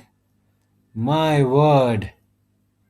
Arjun G was gone for all money. That was a good looking delivery. Ball coming back in with the angle. Just missed the off stump by a very, very slim margin there. And he's known for creating such wicket taking opportunities, Shravan Biju, which is why he's picked up 3 wickets, which is why the captain has brought him on. So the onus, the responsibility rests on his shoulders. He's got to bring his team back in this game. They are well in it. Make no mistake about it. They are well in this game, but they've just allowed this partnership to drift a little bit. They've just allowed this partnership to take the game away from them. And at the moment, it's tough going for Paint Panthers. They still have a massive lead of over 100 runs, so they don't have to worry on that front.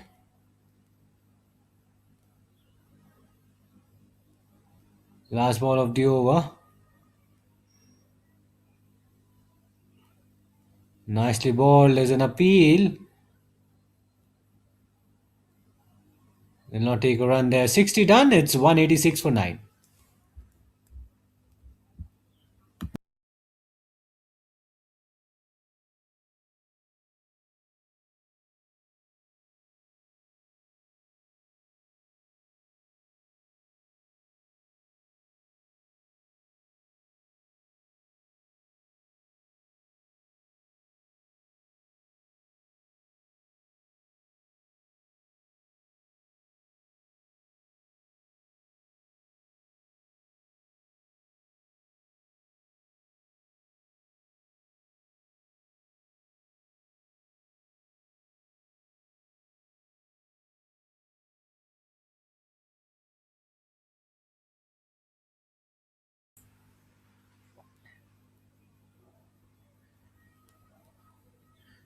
Ashika, can she pick up a wicket? Can she be the one who can give Paint Panthers a bit of a lift?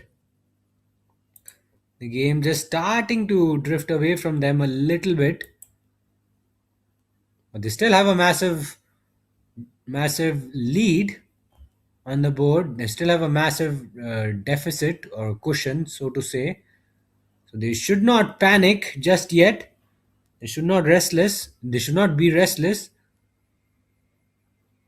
It's all about making a plan and executing it. Ball according to a plan. The lower order batters from both Blazers have certainly kept the Blazers alive in this game, but they know that they're not out of the woods yet. One wicket goes, they might lose another one. There's a saying, one brings two, and when you've got tail ender batters to follow, and that could very much be the case for your side. So they need to be mindful of that. One wicket can bring two, and that could be the end of their innings. Low full toss, chips it in the air over the bowler's head, and brilliant effort there by the fielder. From long on, he had to put the dive in. He tried to go for the catch, realizing that that was a very crucial, and that could have been a very crucial wicket. It was their strike batter, Ashwath, and he just could not get his fingertips there. Just wide, but they'll take 4 runs. Ashwath into his 30s now. He's playing a very fine cameo, and that this innings can possibly save both Blazers from a defeat. Too early to say that just yet. We're not halfway through the day yet, but certainly some resistance, something to be proud of. Lead just over 102. Sorry, the deficit just over 102. Really good ball, straight at the stumps. But the runs are coming. Runs are coming for both Blazers. The partnership building now. It's gaining some momentum. Both Blazers are 190 for 9.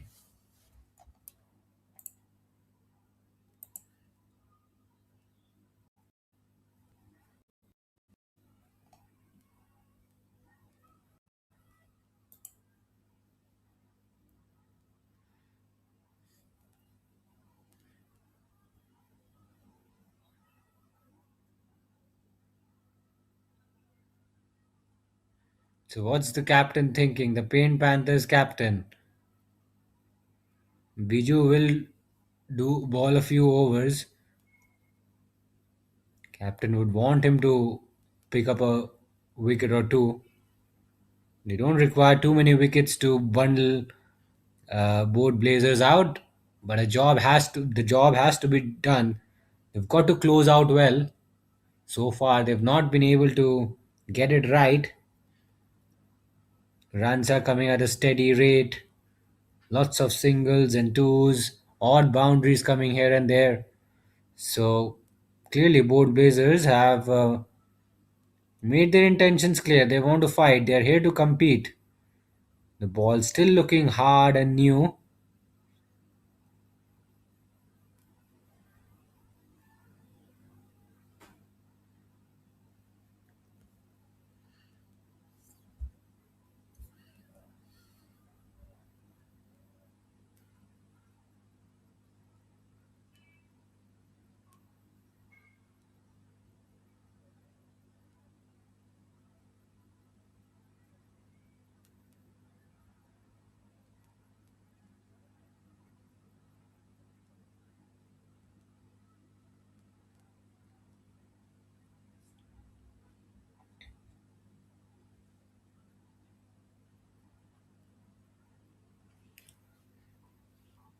So thoughts on Arjun G? He's faced 37 balls.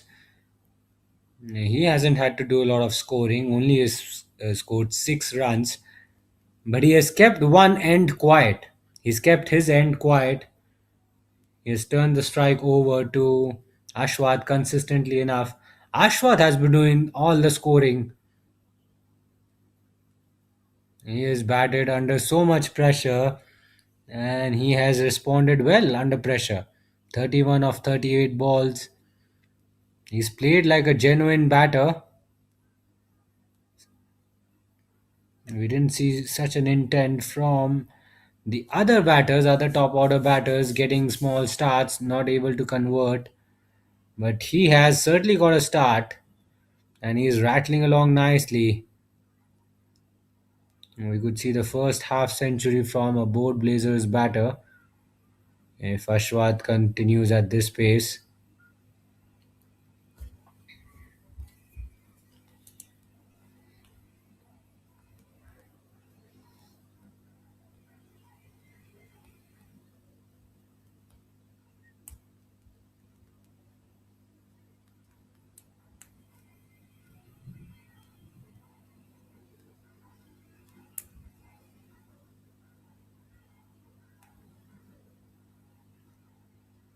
Oh, that's gone through.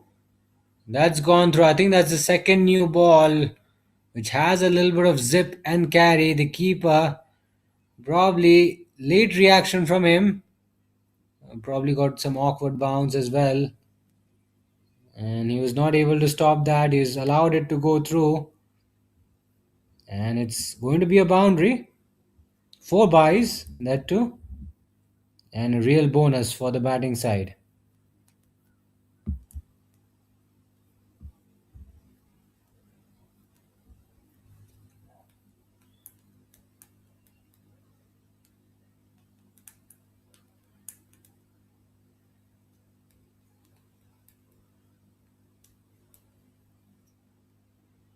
Oh, just misses the stumps at the striker's end. Another productive over for Blazers. They move on to 194 after 62 overs.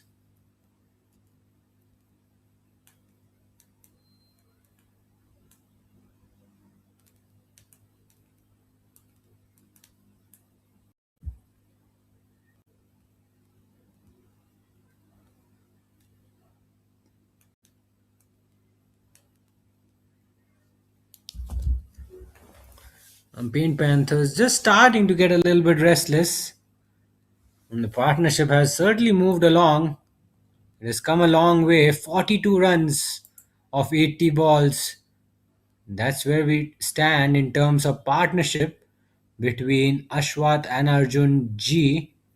Arjun hasn't had to do a great deal of scoring, but he has given Ashwath K some hope. He's held one end together, he's kept one end quiet with his resolute batting. Ashika PS, can you give Pain Panthers a wicket?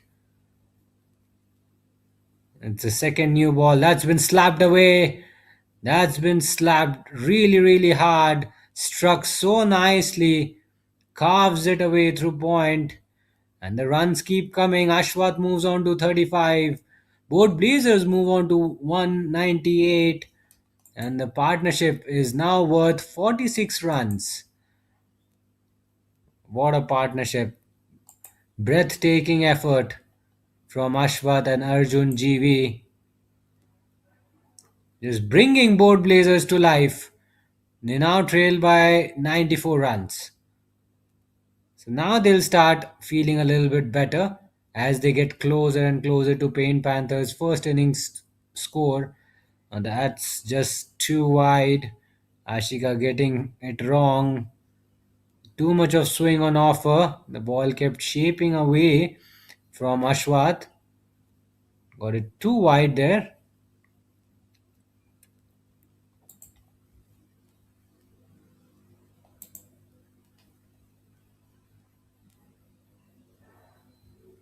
Chips it down the ground and just over the non striker.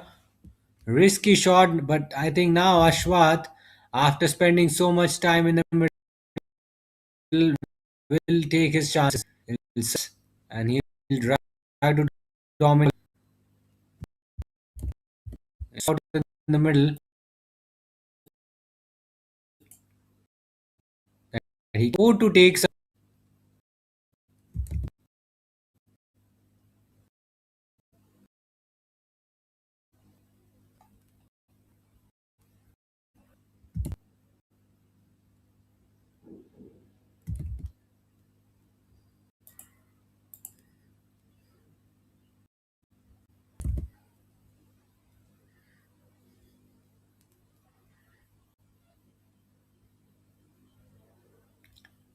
Misses out on the cut shot there. 200 is up with that run. Finally, the 200 has been achieved, and both Blazers can really start thinking of getting close to Paint Panthers' first innings total, run them close really, and really take the attack back to Paint Panthers. They were hoping of a quick finish, but the lower order has stood tall.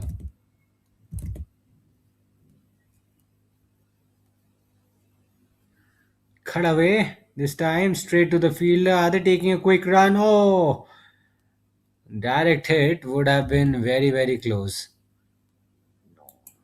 Let's have a look. That's the shot he played and tried to squeeze in a tight single. Look at that. Direct hit, yes, definitely.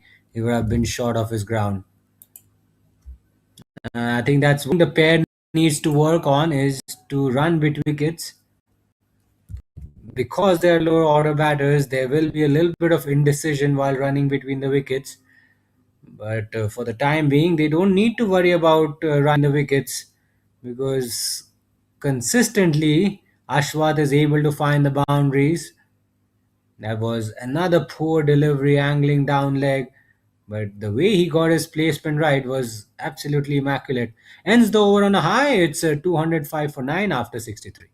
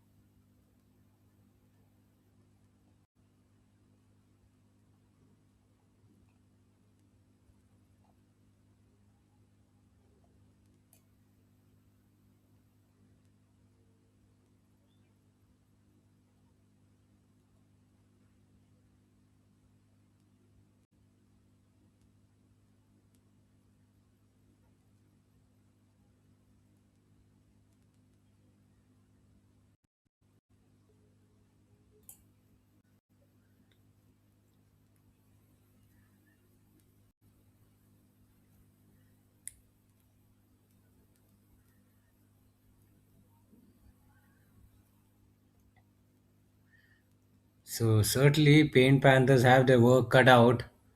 The lower order is standing tall. Arjun and Ashwath by no means have looked uncomfortable. In fact, they've looked very comfortable. They've scored runs freely. They've been at ease and pressure back on the bowling side. Paint Panthers. They need to figure out a way to end this partnership, end this resistance once and for all. This partnership has just taken the game away from them a wee bit.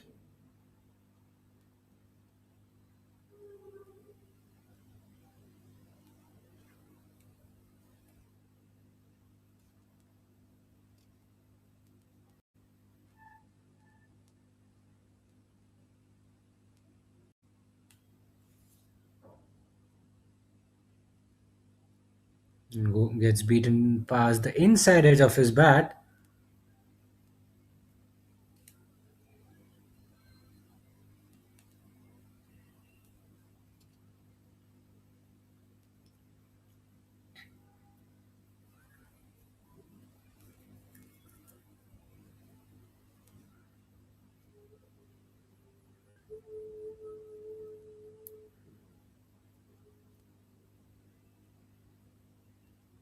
Nicely balled, nicely defended. Blocks it from his crease.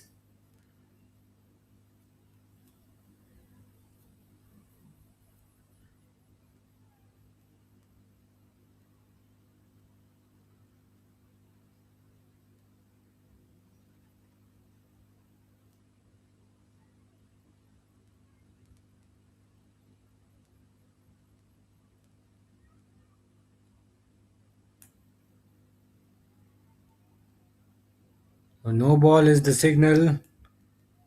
Not sure what the reason is. Possibly he would have gone over the line.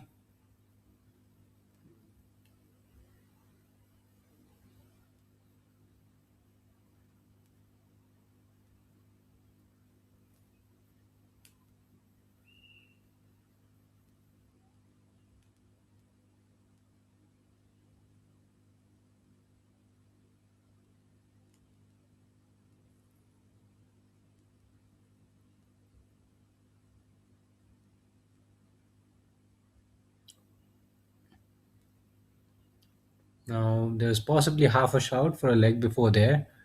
Arjun G clearly indicating there was bat involved.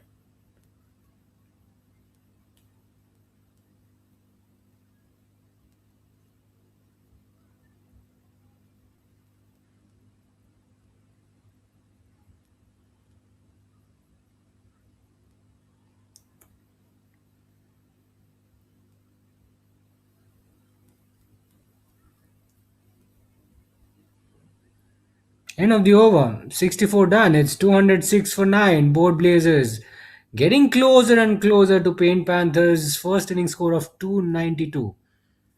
It's game on here at Green Sports Village. Correction, Sports Garden.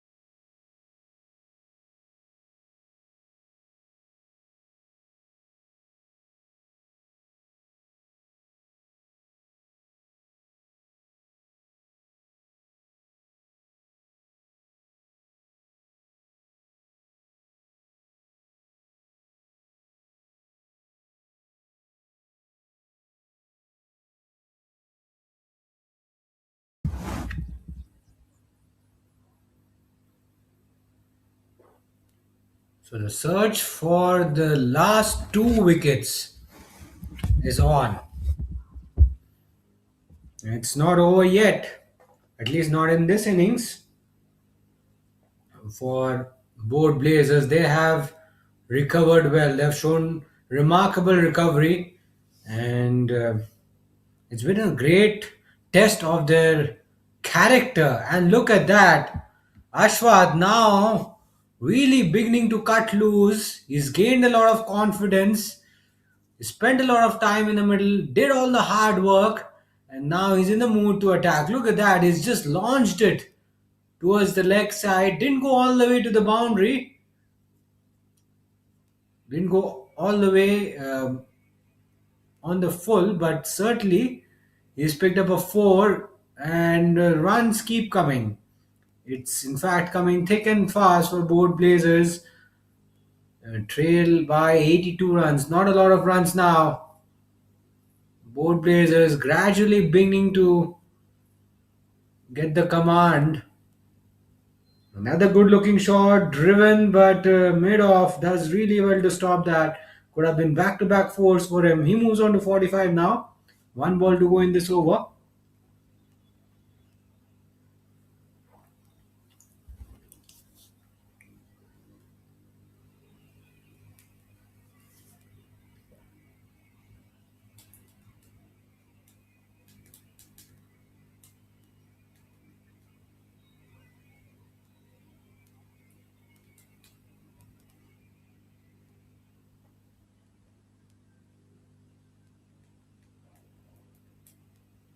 And that's the end of the over. It's 211 for 9.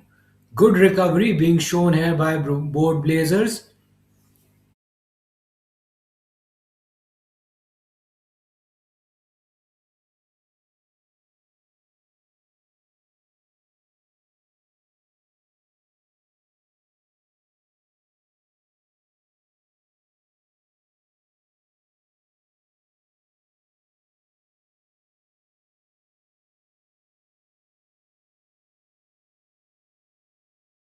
Run from here is going to hurt Paint Panthers, but Paint Panthers are the defending champions, just like India. They're the defending champions of the T20 World Cup 2024.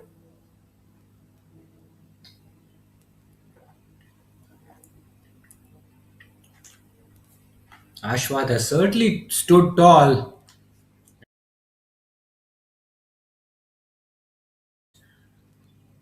batting low down the order. You don't expect somebody at this age to show so much maturity. He's shown a lot of maturity. He's kept a calm head on his shoulders, and he has taken his chances whenever the situation called for it.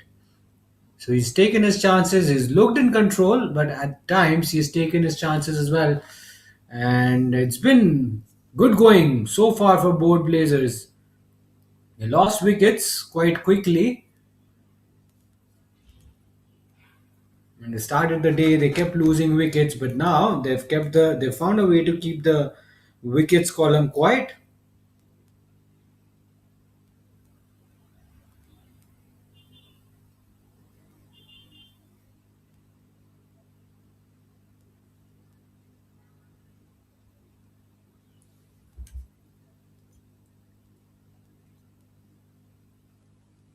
Cut away in the air and into the gap as well.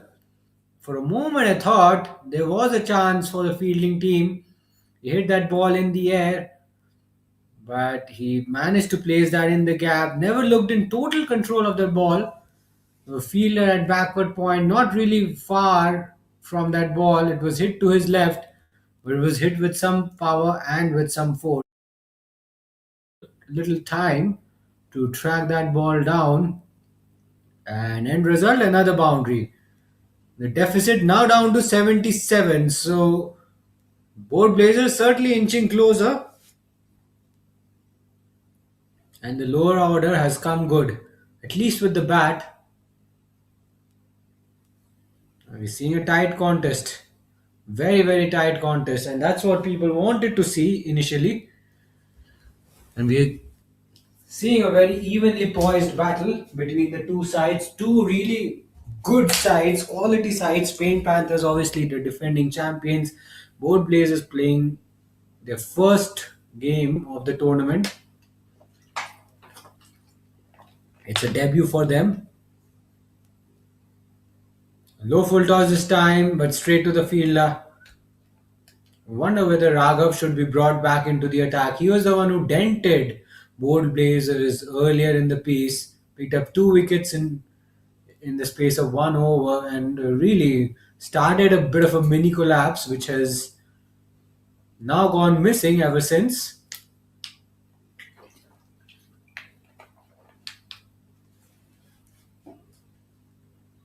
Slightly on the shorter side, but well played on the back foot. 66 done. It's 215 for 9.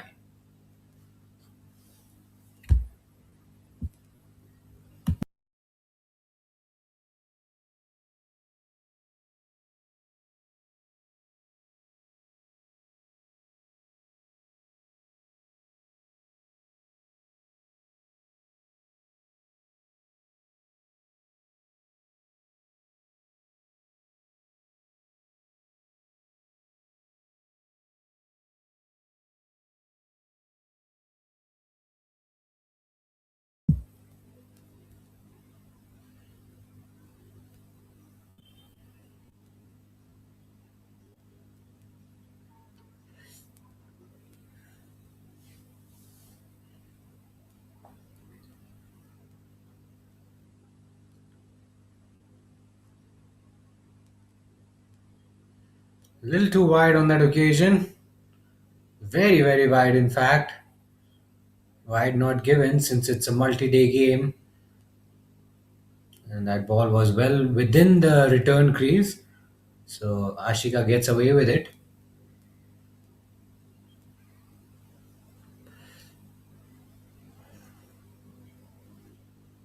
Oh, close, close, very close. Not very far away from the outside edge.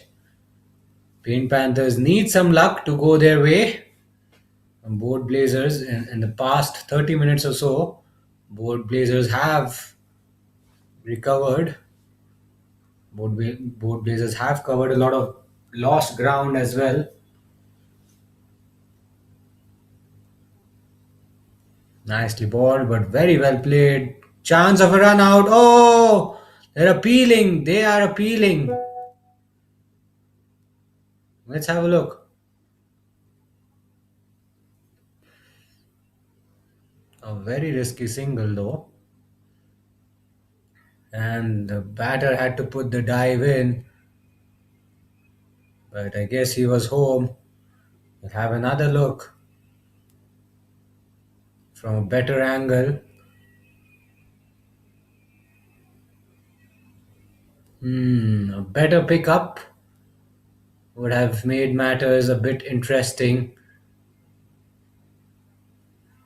But at the moment, luck favoring both Blazers a little bit.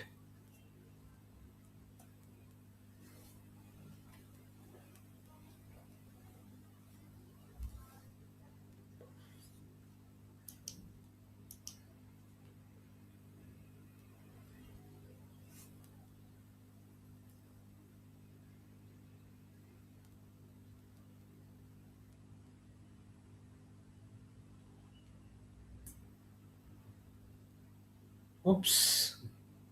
Balls are too far wide. But gets away with it again.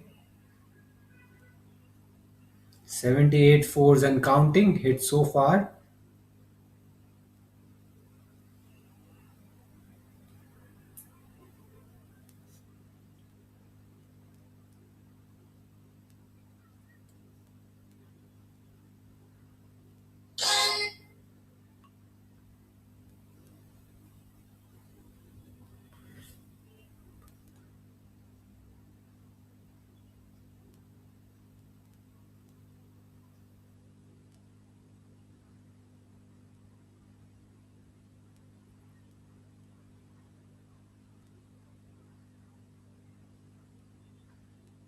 Once again gets her radar wrong. She's been quite wide in this over. She gets away with it. 67 done. It's 216 for 9.